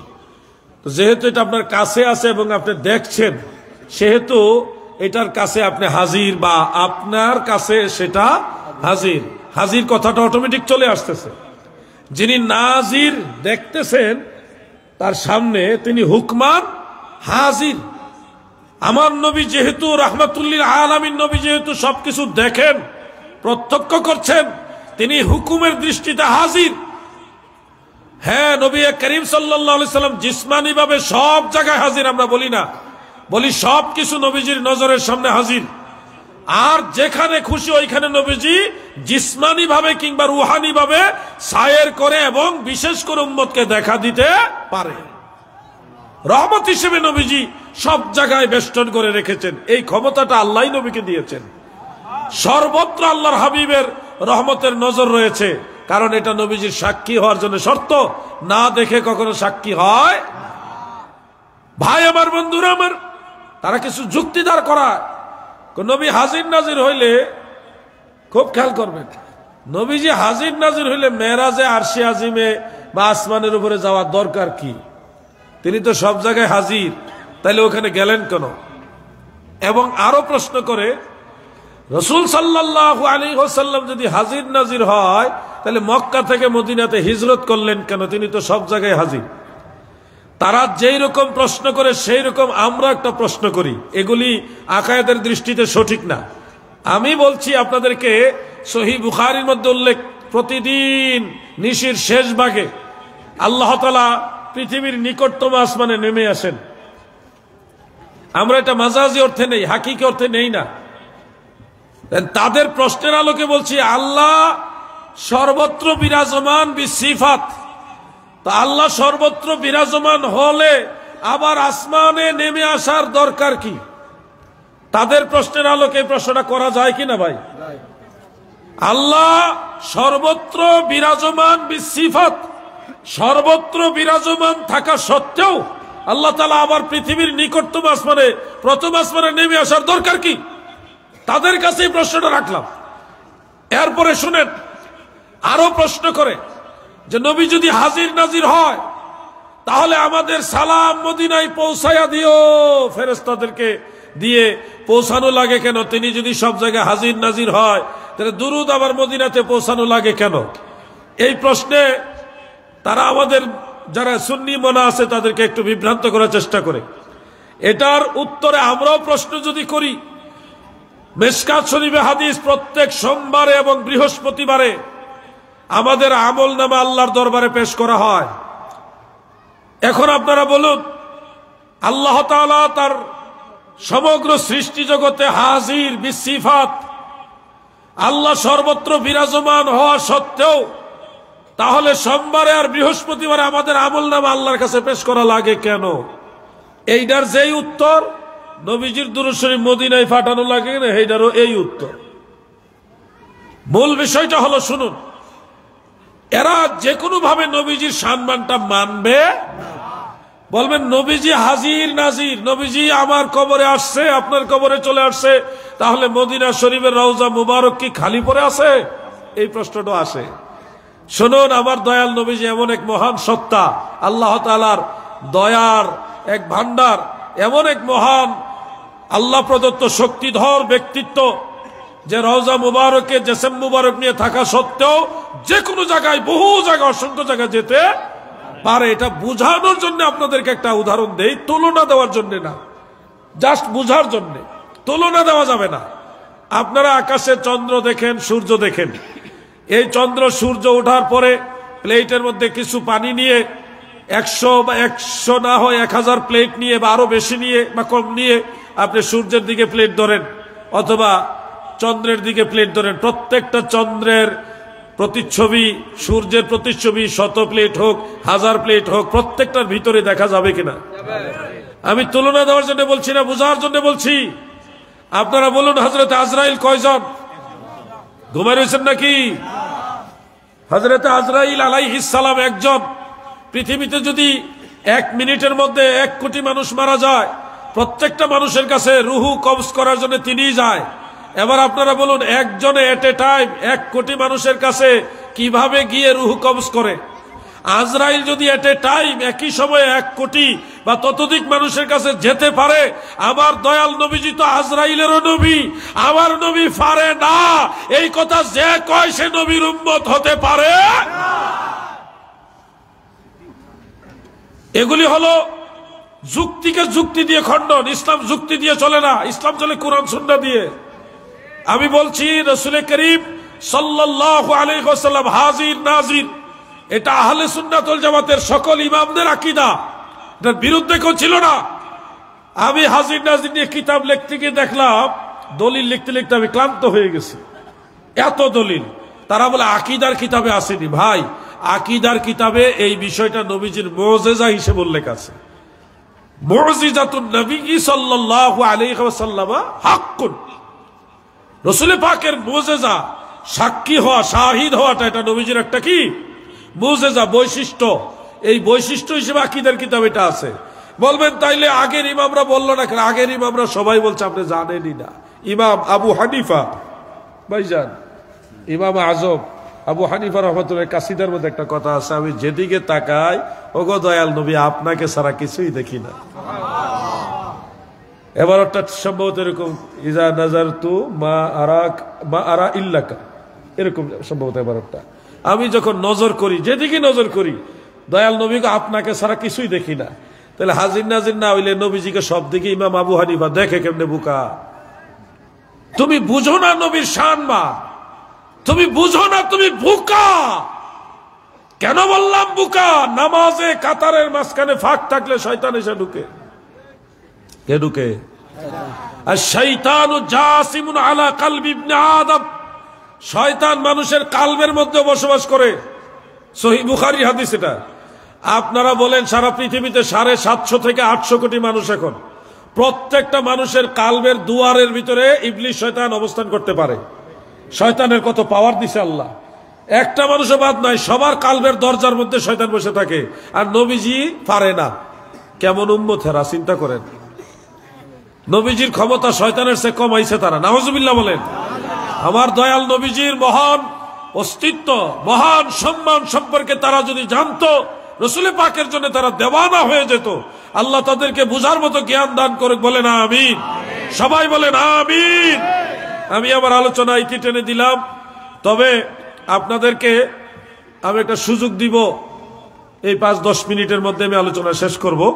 তবে একটা সুযোগ দিব যুবকদেরকে। কোনো মুরব্বী প্রশ্ন করবেন না, যে কোনো 2 জন যুবক সরাসরি প্রশ্ন করবা, শিক্ষণীয় বিষয়, ধর্মীয় এবং শিক্ষণীয়। এটা আমি যুবকদেরকে অফার করলাম, অনার করলাম। কারণ হলো ভাই, তোমরা যদি সঠিক জিনিসটা বুঝো, তাহলে আগামীর বাংলাদেশ সুন্নিয়তের বাংলাদেশ। এই জন্য যুবকদেরকে আমি একটা স্পেশাল সুযোগ দিলাম, এটা কমিটির পারমিশন ছাড়াই বলে দিলাম। যে কোনো 2 জন যুবককে ধর্মীয় এবং শিক্ষণীয় বিষয়, ঈমান আকীদা বা নেক আমল, এগুলির সাথে সংশ্লিষ্ট যে কোনো 2টা প্রশ্ন আমি নিব ইনশাআল্লাহ। যারা ইচ্ছুক আপনারা একটু কাছাকাছি আসেন, আমি 1-1.5 মিনিট সময় দিলাম। আসুন ওই সময়টা একটু জিকির করে ইসমে জাত আল্লাহ আল্লাহ আল্লাহ আল্লাহ আল্লাহ আল্লাহ আল্লাহ আল্লাহ আল্লাহ আল্লাহ আল্লাহ। ডাকেন না, দুর্বল হয়ে গেলেন নাকি? আল্লাহ আল্লাহ আল্লাহ আল্লাহ আল্লাহ আল্লাহ আল্লাহ আল্লাহ আল্লাহ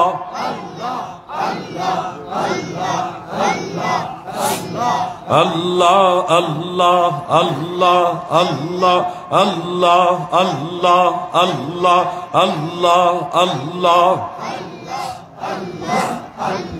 লা ইলাহা ইল্লাল্লাহু মুহাম্মাদুর রাসূলুল্লাহ সাল্লাল্লাহু আলাইহি ওয়া আলিহি ওয়াসাল্লাম। প্রথম প্রশ্ন কে করবেন? সবাইকে সালাম দিয়ে তারপর প্রশ্ন করুন। সামনে আসেন। হ্যাঁ,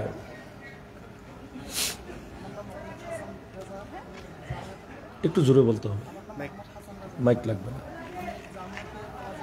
আচ্ছা আচ্ছা,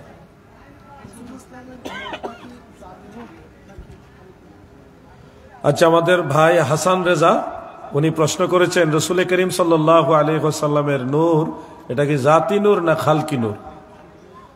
শুনুন, আল্লাহ তাআলার জাত এটা কাদিম, অবিনশ্বর, যার কোনো অংশ হয় না, টুকরা হয় না, সমকক্ষ হয় না। আল্লাহর জাতের দিকে নিসবত করে প্রিয় নবীজির নূর মুবারককে জাতি নূর বলা যাবে না, তাহলে এটা শিরকের পর্যায়ে চলে যাবে। যেহেতু আল্লাহর জাতের কোনো অংশীদার নাই, সমকক্ষ নাই, টুকরাও নাই। তবে রাসূল করিম সাল্লাল্লাহু আলাইহি ওয়াসাল্লামের নূর মুবারক, নবীজির জাত, নবীজির সত্তা, ওই দিকে খেয়াল করে জাতি নূর বললে শিরক কুফর কোনোটাই হবে না। এটা আলা হযরতের ফতোয়া, ফতোয়া রেজবির মধ্যে মাসালাটা আছে। আর প্রিয় নবীজির নূর মুবারকটা হলো জাতি নূরের জ্যোতি, লুমআতুম মিন নূরিহি, জাতি নূরের জ্যোতি। এটা আহলে সুন্নাত ওয়াল জামাতের, এটা ইমাম জুরকানি শারহে জুরকানি আলাল মাওয়াহিবের মধ্যে, মুল্লা আলী কারির আল মাওরিদুর রাবির মধ্যে উল্লেখ আছে। নবীজির নূর মুবারক হলো জাতি নূরের জ্যোতি, আল্লাহর জাতের অংশ না। আল্লাহর জাত কর্তৃক হিকমতে কামিলা দ্বারা বেলা ওয়াসিতা, বিনা মাধ্যমে নূরে মুহাম্মাদি সৃষ্টি। এই নূরে মুহাম্মাদিকে অন্য কোন নূরের সাথে তুলনা দেওয়া যাবে না। সকল নূর সৃষ্টি হয়েছে বিওয়াসিতা, মাধ্যমে, আর আমার নবীজির নূর মুবারক সৃষ্টি হয়েছে বিনা মাধ্যমে। ফেরেশতাদের নূর আর প্রিয় নবীজির নূর এক না। তাফসীরে রুহুল মাআনির মধ্যে উল্লেখ, নবীজির নূর মুবারক হলো আজিমুন ওয়া হুয়া নূরুল আনওয়ার, হুয়া নবিয়ুল মুখতার সাল্লাল্লাহু আলাইহি ওয়াসাল্লাম। নবীজির নূর হলো মহান নূর, বড় নূর, বিশাল নূর, এবং নূরুল আনওয়ার, যিনি সকল নূরেরও নূর। নবীজির নূর মুবারকের সাথে অন্য কোন নূরের তুলনা চলবে না। নবীজি জাতি নূরের জ্যোতি, আল্লাহর জাতের অংশ না। নবীজির জাত মুবারকটাই নূর। এই নূরকে নবীজির জাতের দিকে নিসবত করে জাতি নূর বলা যাবে, আল্লাহর জাতের দিকে নিসবত করে জাতি নূর বলা যাবে না। এই হলো মূল বিষয়। নবীজির নূর মুবারকটা একটা মাখলুক, তবে সকল মেসাল মানে বেমেসাল বেনজির মাখলুক, নবীজির সাথে কারো তুলনা দেওয়া যাবে না। এই হলো আমার আহমেদ রেজা সাহেব, হাসান রেজা সাহেব, ওনার প্রশ্নের উত্তর। এবার দ্বিতীয় আরেকজনকে আমি সুযোগ দিব।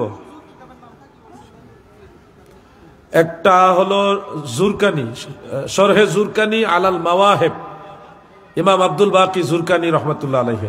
আরেকটা হলো আল মাউরিদুর রাবি ফি মিলাদিন নববী বা ফি মাউলিদিন নববী, ইমাম মোল্লা আলী কারি রহমতুল্লাহ আলাইহি। দুইটা কিতাবে আছে, আরো কিতাব আছে। এটা আপনি আরেকটা কাশফুল খাফা, এটা মনে রাখবেন, কাশফুল খাফা ইমাম ইসমাইল আজলুনি রহমতুল্লাহ আলাইহি, ওটার মধ্যে আছে। বেশি বললে আমার মনেই থাকতো না, তিনটেই থাক। ওয়ালাইকুম আসসালাম। আগে ওহাবিরা কমিরা ইসলাম টঙ্গিতে, এখন এবছর গত বছর করছিল, 2-3 বছর ধরে আমরা সুন্নিরাও করতেছি। এখন ইসলামের যদি ফজিলতটা কিরকম এটা যদি বলতেন, মানে কি তাহলে মানুষ আরো। ওনার প্রশ্ন হলো, আগে ওহাবিরা টঙ্গীর ময়দানে ইজতেমা করতেন, আন্তর্জাতিক মানে কি আন্তর্জাতিক টঙ্গী ইজতেমা বলতো, এটা নিয়ে সুন্নিরা অনেক বিপ্লব মানে মত পার্থক্য ছিল আর কি। কিন্তু সামনের আগামী বছর থেকে সুন্নিরাও 3 দিন ব্যাপী আন্তর্জাতিক ইজতেমা। ধন্যবাদ। মানে কৌমিরা বা ওনার ভাষায় যে ওহাবিরা আগে 3 দিন ব্যাপী বিশ্ব ইজতেমা করত, এখন সুন্নিরাও ইজতেমা করে এবং আগামী বছর থেকে আন্তর্জাতিক সুন্নি ইজতেমা এটা ঘোষণা দিয়েছে। তাহলে আগে আমরা তাদের বিরোধিতা কেন করলাম, আর এখন বা আবার কেন আমরা আন্তর্জাতিক পর্যায়ে বিশ্ব ইজতেমাই, তো আন্তর্জাতিক ইজতেমা মানে তো বিশ্ব ইজতেমাই এখন করতেছে, এখন এটা আমরা কেন সমর্থন করতেছি? বিষয়টা এরকমই। আমরা মূলত ইজতেমার বিরোধিতা করিনি, আমরা বিরোধিতা করেছি, ওনারা বলেছে এটা আরাফার ময়দানের মতো, এমনকি এটাও বলেছে ওখানে গেলে হজের সওয়াব হয়। তারা এটা বলেছে ওইখানে গিয়ে নামাজ পড়লে এক রাকাতে 49 কোটি, কত জানে 49 কোটি রাকাতের সমান সওয়াব হয়। এবং তাদের বক্তব্যগুলি আমরা নিউজ মিডিয়াতে, টেলিভিশন নিউজও দেখেছি, তাদের ভক্তরা দাবি করেছে এখানে গেলে হজের সওয়াব হয়। আরাফার ময়দানের সাথে তারা এগুলি তুলনা দিয়েছে, তাদের লেকচারগুলি আমরা শুনেছি। যেহেতু এই কথাগুলি কোরআন সুন্নাহর বিরোধী, হজের সওয়াব হয়, এটা আরাফার মাঠের মতো, অথবা ওখানে গিয়ে নামাজ পড়লে 49 কোটি রাকাতের সওয়াব, তাদের বইয়ের মধ্যে লেখা আছে কথাটা। তো এই কথাগুলি তো কোরআন সুন্নাহ বিরোধী, ইসলাম বিরোধী। যেটা কাবা ঘরের ফজিলত, সেখানে 1 রাকাত নামাজ পড়লে 1 লক্ষ রাকাতের সওয়াব। মসজিদে নববীতে 1 রাকাত নামাজ পড়লে 50,000 রাকাতের সওয়াব, আর এখানে বললে 49 কোটি রাকাতের সওয়াব। এটা নবীজির মসজিদে নববীর চাইতে বড় বানায় ফেললো, কাবা ঘরের চাইতে বড় বানাইছে। এই বিষয়গুলি ইসলাম বিরোধী, বিধায় আমরা প্রতিবাদ করেছি। ইসলামী ইজতেমা যেটা হচ্ছে দাওয়াত ইসলামী, যেটা তারা কিন্তু বলে না যে এখানে গেলে হজের সওয়াব হবে, তারা এটাও বলে না যে এটা আরাফার ময়দান, এটাও বলে না। তারা এটাও বলে না যে আমাদের এখানে নামাজ পড়লে বেশি সওয়াব হবে, 49 কোটি তো দূরের কথা, বেশি সওয়াব হবে এটাও বলে না। তারা বলে আমাদের মুসলমানদের, সুন্নি মুসলমানদের বছরে একটা বড় সমাবেশ হওয়া দরকার, সেখানে আমরা সবাই অ্যাটেন্ড করব, সবাই যার যার কথা বলবো, সবাই সবার সাথে পরিচিত হব, এবং সেখান থেকে আমরা দ্বীনের কিছু গুরুত্বপূর্ণ মাসালা মাসাইল শিখবো। এটা জাস্ট একটু মাসালা মাসাইল, ধর্ম ওয়াজ মাহফিল যেরকম ওটাও একটা এরকম, এটা ছোট সমাবেশ, ওটা বড় সমাবেশ। সালাফিরা এরকম, যেমন আন্তর্জাতিকভাবে বা বাৎসরিকভাবে জাতীয় পর্যায়ে তারা বড় সম্মেলন করে, কওমিরা অনেকগুলো করে, একটা দুইটা না, অনেকগুলো করে। আমরাও অনেকগুলি করি, কিন্তু এর মধ্যে এটা একটা অন্যতম। কিন্তু তাদের মতো আমাদের 49 কোটির সওয়াবের ব্যবসা এখানে খোলা হয় নাই, এজন্য তাদের সাথে আমাদের এটা তুলনা হবে না, তুলনা দেওয়া যাবে না। এই হলো বেশ কম। তাদেরটা বিরোধিতা কেন করছি, এটার পিছনে আরো বহু কারণ আছে। সব কারণ তুলে ধরলে আবার নতুন করে সবার ভিতরে এগুলি কিউরিওসিটি জন্মাবে যে আরিক খাইসির এরা এত ডেঞ্জারাস। এরা নিজেদেরকে ছাড়া কাউকে মুসলমানই মনে করে না। তাদের বইয়ের মধ্যে লেখা আছে যে মুসলমান 2 কিসেম, একটা হলো যারা তাবলিগ করে, দ্বীনের দাওয়াত পৌঁছায় দেয়, আর একটা হলো যারা তাবলীগের সহযোগিতা করে তারা। এছাড়া তেসরা কিসিম কোনো মুসলমান নাই, এই কথাগুলি তাদের বইয়ে আছে। তারা নিজেদেরকে ছাড়া কাউকে মুসলমানই মনে করে না। আর আপনি দেখেন দাওয়াত ইসলামীর ইজতেমা, এখানে কিন্তু এই ধরনের কোনো বক্তব্য নাই। আমরা সবাই মুসলমান, আমরা সেখানে দিন একটু আনুষ্ঠানিকভাবে জানার জন্য, শিখার জন্য যাই। সবাই বছরে এক জায়গায়, সব সুন্নির এক জায়গায় জড়ো হই। আরো অনেক বড় বড় সমাবেশ আছে আমাদের, এটা অন্যতম। এই হলো বেশ কম, বাড়াবাড়ি করি না। কারণ বাড়াবাড়ি করতে হলে শরীয়তের আপত্তিকর এমন গুরুত্বপূর্ণ পয়েন্ট লাগবে, সেই পয়েন্টগুলি এখানে আমরা দেখা। তারা পারলে চ্যালেঞ্জ করুক, আমরা তো উন্মুক্ত বললাম। পারলে দাওয়াত ইসলামের কোন কাজটা কোরআন সুন্নাহ বিরোধী এটা চ্যালেঞ্জ করুক, যে আকীদা বিরোধী, ইসলাম বিরোধী। আমরা দেখাইতে পারবো তাদেরটার মধ্যে কোরআন সুন্নাহ বিরোধী অনেক কিছু আছে। এইখানে হইলো বেশ কমটা। আল্লাহ বোঝার তৌফিক দেন, আমিন। আরেকজনকে সুযোগ দিয়ে দেই, বেজুর হইলে ভালো। একজন আরেকজনকে সুযোগ দেওয়া যাবে। ও ভাই আছেন, এটাই লাস্ট। বাহাদুর সাহেব, শহীদুল্লাহ বাহাদুর সাহেবকে স্টেজে নিয়ে আসেন, হুজুর আজকে দোয়া করবেন। ওয়ালাইকুম আসসালাম।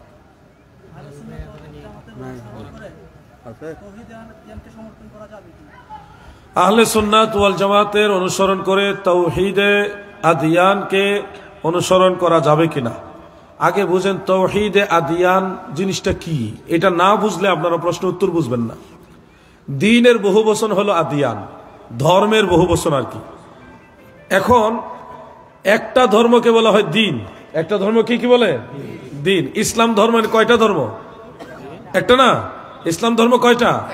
একটা। এটা দ্বীন। আর অনেকগুলো ধর্ম মিলাইয়া যখন একসাথে মানবে তখন এটাকে বলা হয় আদিয়ান। একটা নতুন মতবাদ তৈরি হয়েছে যে সকল ধর্ম থেকে কিছু কিছু নিয়া একটা মতবাদ তৈরি হয়েছে, ওইটার নাম হইল তাওহীদে আদিয়ান। মানে যারা আল্লাহকে বিশ্বাস করে, সৃষ্টিকর্তা একজন আছে, এই বিশ্বাস যারা করে সবাইকে এর মধ্যে নিয়ে আসছে। হিন্দুরাও এটার ভিতরে থাকবে, ইহুদিরাও থাকবে, খ্রিস্টানরাও থাকবে। মানে সব ধর্মের কিছু না কিছু বিষয় এখানে থাকবে। এবং আল্লাহকে, ওই তাওহীদ শব্দটা আসছে যে মানে আল্লাহকে বিশ্বাস করে এমন সব ধর্মের লোক মিল্লা একসাথে একটা পরিচয় দিয়েছে, এটার নাম হলো তাওহীদে আদিয়ান। দাদু আপনারা বলেন, আপনারা কি খিচুড়ি ধর্মের লোক না ইসলাম ধর্মের লোক? এই খিচুড়ি ধর্মটাকে আরবিতে বলে তাওহীদে আদিয়ান। ভাইও হ্যাঁ, ওই যে আমার হুজুর বললেন, বাদশাহ আকবরের জামানায়, মুজাদ্দিদ আল-ফিসানি রাদিয়াল্লাহু আনহুর জামানায় বাদশাহ আকবর এরকম একটা ধর্ম বানাইছিল। হিন্দু, বৌদ্ধ, খ্রিস্টান, মুসলমান সবটা মিলাইয়া একটা ধর্ম বানাইছিল। এটার নাম ছিল দ্বীনে এলাহি। দ্বীনে এলাহি। ওই দ্বীনে এলাহির রিপ্রেজেন্টেটিভ হইল তাওহীদে আদিয়ান। নাম পাল্টাইছে জিনিস এইটা, ওই আকবরী ধর্ম। কি ধর্ম? আকবরী ধর্ম। খবরদার, এই তাওহীদ আদিয়ানে যারা সমর্থন করবে তারা ঈমান থেকে খারেজ হবে, বেঈমান হয়ে যাবে। কোন তাওহীদ আদিয়ান সাপোর্ট করা যাবে না। আমরা ইসলাম ধর্মের লোক। গৌসুল আজম মাইজ ভান্ডারী রহমাতুল্লাহ আলাইহি ইসলাম ধর্মের লোক, ঠিক কিনা বলেন? গৌসুল আজম বরফির আব্দুল কাদের জিলানী ইসলাম ধর্মের আল্লাহর ওলি। খাজা গরিব নওয়াজ, বাহাউদ্দিন নকশবন্দ, মুজাদ্দিদ আল-ফিসানি সমস্ত আল্লাহর ওলিরা ইসলাম ধর্মের অনুসারী। ওনারা আদিয়ান, তাওহীদ আদিয়ান, দ্বীন এলাহি, খিচুড়ি ধর্ম এই ধরনের কোন ধর্মের লোক না। কেউ যদি কোন ওলি আল্লাহর নাম বিক্রি করে, তাওহীদ আদিয়ান নামক কোন ট্যাবলেট বিক্রি করতে চায়, তাদেরকে জাতীয় পর্যায়ে বয়কট করে দিতে হবে। আর নাইলে আপনারা আমও যাইব, সালাও যাইব। আমরা দায়ী মুক্ত আপনাদের জানাই দিছি। হাসরের ময়দানে বুকটা ফুলায় বলতে পারবো, আল্লাহ কইছি, এরা মানছে না। আপনারা ওলি আল্লাহ মানবেন, সব ওলি আল্লাহদেরকে মানবেন, কিন্তু এই তাওহীদ আদিয়ান যে কইব তারে মানবেন না, তারে বাদ দিয়ে দিবেন। এইটাই শয়তান। তাওহীদ আদিয়ান যে আবিষ্কার করছে এইটা হইল খারাপ। এটার সাথে আল্লাহর ওলির কোনো সম্পর্ক নাই। আল্লাহর ওলিরা ইসলামের দাওয়াত দিয়ে গেছেন, আল্লাহর ওলিরা নবীর তরিকার দাওয়াত দিয়ে গেছেন। আল্লাহর ওলিরা মানুষকে আত্মার জগতে পবিত্র করে ইনসানে কামেল বানাইবার চেষ্টা করেছেন। আল্লাহর ওলিদেরকে মানবেন, আল্লাহর ওলিরা হক, তাদেরকে মানবেন। কিন্তু আল্লাহর ওলিদের দুহাই দিয়া তাদের বংশেরও কেউ যদি বলে তাওহীদ আদিয়ান মানতে হবে, তাকেও মানা যাবে না। আশা করি ক্লিয়ার হয়েছেন। কেউ নিজের উপরে নিলেও কিছু করার নাই, কথা এটা ওই আরে প্রশ্ন আর নেওয়া যাবে না, শুনেন। এখন খোলা মজলিসে আমি সুযোগ দিছি বিদায় যে বাঙালিরে খাইতে দিলে বইতে চায়, বইতে দিলে শুইতে চায়। তা আপনারা তো অবস্থা এরকম হয়ে গেছে। আমি দুইজনকে সুযোগ দিছি, পরে আমি আন্তরিকতার সাথে আরেকজনকে বাড়াইলাম। এখন আবার চিস্তি টিভির পক্ষ থেকে আরেকটা প্রশ্ন। চিস্তি টিভির একটা মান সম্মান ইজ্জত আছে, সম্মান আছে, এই জন্য তো আর না করা যাইব না। আমার ভাইয়ের কথাটা রাখা যাবে, তবে শর্ত এরপরে আর প্রশ্ন করা যাবে না, এটাই লাস্ট শর্ত। ঠিক আছে নি কোন আগে না স্টেজ লাগতো না, তাহলে হেটা বাদ, এটাই লাস্ট, আর কোনোটা নিব না। সারা রাত প্রশ্ন করলেও প্রশ্ন শেষ হবে না। চিস্তি টিভিতে বলি, ওনার ভাষাই বলছে, হিল্লা বিবাহ জায়েজ কিনা বা এটার সম্পর্ক উনি কিছু বলার জন্য রিকোয়েস্ট করলেন। ইসলাম ধর্মে যেই হিল্লা বিবাহর কথা বলা হচ্ছে, এই বিবাহের সাথে এই হুজুররা যেটা আকাম কুকাম করছে কয়দিন আগে, এইটার কোনো সম্পর্ক নাই। হিল্লা বিবাহ বলতে যেটা বুঝায় আপনারা বুঝেন ভালো করে। হিল্লা বিবাহ কাকে বলে এটা বুঝেন। কেউ যদি ইচ্ছায় অনিচ্ছায়, স্বইচ্ছায় কিংবা কারো প্ররোচনায় পড়ে, রাগান্বিত হয়ে কিংবা আনন্দের সাথে যে কোনো হালে স্ত্রীকে তালাক দেয়, তখন সে তালাক পতিত হবে। সুনির্দিষ্ট নিয়ম অনুযায়ী ইদ্যত পালনের পরে সে স্বাভাবিক পর্যায়ে সামাজিক নিয়ম অনুযায়ী আরেকজন পুরুষের সাথে ইদ্যত পালনের পরে বিবাহ বন্ধনে আবদ্ধ হবে। কোনো চুক্তি না, 2 ঘন্টার চুক্তিতে যেটা করছে এটা বদমাইশ। এগুলির জনসম্মুখে জুতা দিয়ে ফিরান যেত। এদের কারণে ইসলাম ধর্মের বদনাম হচ্ছে, মানুষের কাছে ইসলাম সম্পর্কে ভুল মেসেজ যাইতেছে। হিল্লা বিবাহ মানে কি, আপনি যদি তালাক দিয়ে দিছেন, 3 তালাক হয়ে গেছে, এখন আপনি আবার আপনার স্ত্রীকে চাইতেছেন, হবে না। ইদ্যত পালনের পরে আপনার স্ত্রী স্বাভাবিক নিয়মে সামাজিক সিস্টেমে আরেকজন পুরুষের সাথে সুনির্দিষ্ট নিয়মে বিবাহ বন্ধনে আবদ্ধ হবে, কোন চুক্তিতে না, ওনার সাথে সংসার করার নিয়তে। আপনি গেলেন তো মাঝখানে ঢসকায় গেলেন। ওই লোকে বিবাহ শাদী করে আপনার স্ত্রীকে নিয়ে সংসার করবে, এখন তার আপনার স্ত্রী না, এখন ওনার স্ত্রী। সংসার করতে থাকবে। এটা 2 বছর হইতে পারে, 10 বছর হইতে পারে, 20 বছর হইতে পারে, একেবারে ইন্তেকালের আগ পর্যন্ত হইতে পারে। ওনার কোনো টাইম নাই। উনি, আপনি যেমন আগে স্ত্রী হিসেবে সংসার করছেন, উনিও স্ত্রী হিসেবে সংসার করবে। বাই চান্স 4 বছর সংসার করার পরে আবার তাদের মধ্যে ঝগড়া হয়ে তালাক হয়ে গেছে, ইচ্ছা করে না, কোনো চুক্তিতে না, স্বাভাবিক। আপনি যেমন সংসার করছেন, উনিও সংসার করার পরে ঝগড়া হয়ে 2-4 বছর পরে, 8-10 বছর পরে আবার তালাক হয়েছে। ইদ্যত পালনের পরে আপনি চাইলে আবার ওনাকে বিয়ে করতে পারবে। এইটারে কয় হিল্লা বিয়া। বুঝছেন না? তালাক দিবেন নি, বুঝা শুনে দিয়েন। কিন্তু এখন হুজুরা টাকা দিলে মাসালা ঘুরাই দেয়। কেয়ামতের আলামত, কেয়ামতের নমুনা জানি কিন্তু কমুনা, সুদখুর ঘুষখুর কারো মাইর খামো না। এখন সুদের ওয়াজ, ঘুষের ওয়াজ কমে গেছে, এখন সুদের ওয়াজ কেউ করে না। 2 বছর আগেও যারা সুদের বিরুদ্ধে ওয়াজ করছে, সুদ হারাম, এখন কয় সুদখোর আমার ইমাম। কোথায় গেছে অবস্থা? এগুলি হলো কিয়ামতের আলামত। এটিরে সবার আগে আল্লাহ জাহান্নামে পাঠাইবে, জাহান্নাম উদ্বোধন করবে এগুলোর দিয়া। কথা বুঝছেন?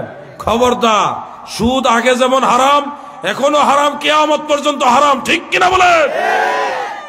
সুদের ওয়াজ করছি গত 1 মাস, ইচ্ছা করে করছি সুদের ওয়াজ, 20 লাগাইয়া করাইছি। যাই হোক, আপনাদের বললাম এটুকুই। হিল্লা বিবাহ বলতে সমাজে যেটা প্রচলিত বিভিন্ন ফিল্মের মধ্যে চলে, এগুলি আসলে হিল্লা বিবাহ। এগুলি হলো ইসলামকে বিকৃত রূপে উপস্থাপন করা হচ্ছে এবং মানুষের কাছে ভুলভাবে উপস্থাপন করার কারণে মানুষ মুসলমানদের সম্পর্কে ভুল ধারণা নিচ্ছে। হ্যাঁ, আর যেটা চুক্তির মাধ্যমে করে এটা হারাম। শিয়াদের একটা বিয়ে আছে, নেকাহে মুতা, যে এই মুতা বিবাহ কিন্তু ইরানে আছে, অনেক দেশে আছে। এটারে বলা হয়, এক সময় কিছুদিনের জন্য এটা অনুমোদিত ছিল, পরে নবীজি নিষেধ করে দিয়েছেন। মুতা বিবাহ যেটা, এটা হইলো ওই হুজুরে, ভণ্ড হুজুরে করছে, শয়তান। দেখছেন, একটা ওয়াহাবিও মুখ খুলছে না, এত বড় একটা কাম করলো, কোনো ওয়াহাবি মুখ খুলছে না। যদি সুন্নিয়ে করত উপায় ছিল, বিনা জানাজায় দাফন করে ফেলতো। এই জন্য বলছে এরা সবই এক গোষ্ঠীর লোক। আল্লাহ আমাদেরকে এই ধরনের ফিতনা থেকে হেফাজত করুক, বলে না আমিন। আমি আর সামনে যেতে পারছি না। শহীদুল্লাহ বাহাদুর সাহেব আছে, চলে গেছে যেহেতু, আসেন। আমি আর সামনে যাচ্ছি না, ইমাম সাহেব হুজুর দোয়া করবেন নাকি? আমি একটু মিলাদ শরীফে দাঁড়াই, আসেন। দাঁড়ায় নবীজিকে সালাম জানাইয়া নবী সালাম।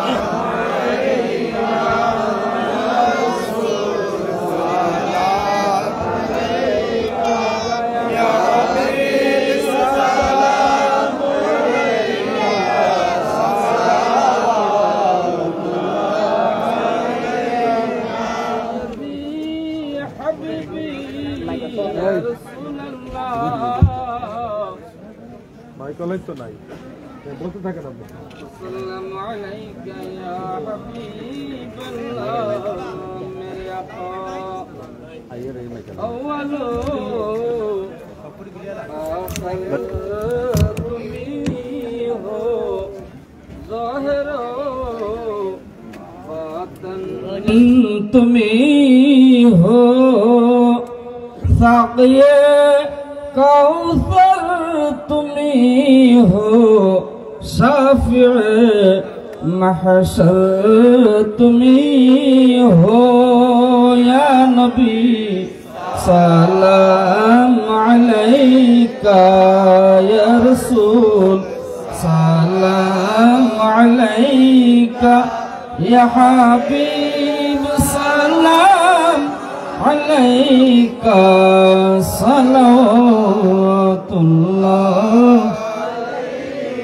মালিকি जन्नत तुम्ही हो, कसम निअमत तुम्ही हो, साक़िया कौसर तुम्ही हो, शाफ़े महशर तुम्ही हो।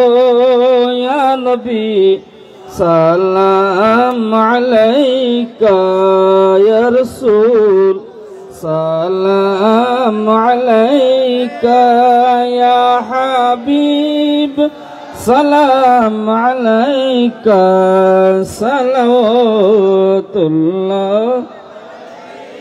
सिद्दीक़ अकबर फारूक आज़म उस्मान अली हैदर गुले बागे रसालत पहला को सलाम मुस्तफा जान रहमद पहला को सलाम शम्अ बज में हदायत पहला इमाम आज़म गौस आज़म ख्वाजा गरीब नवाज छोरबी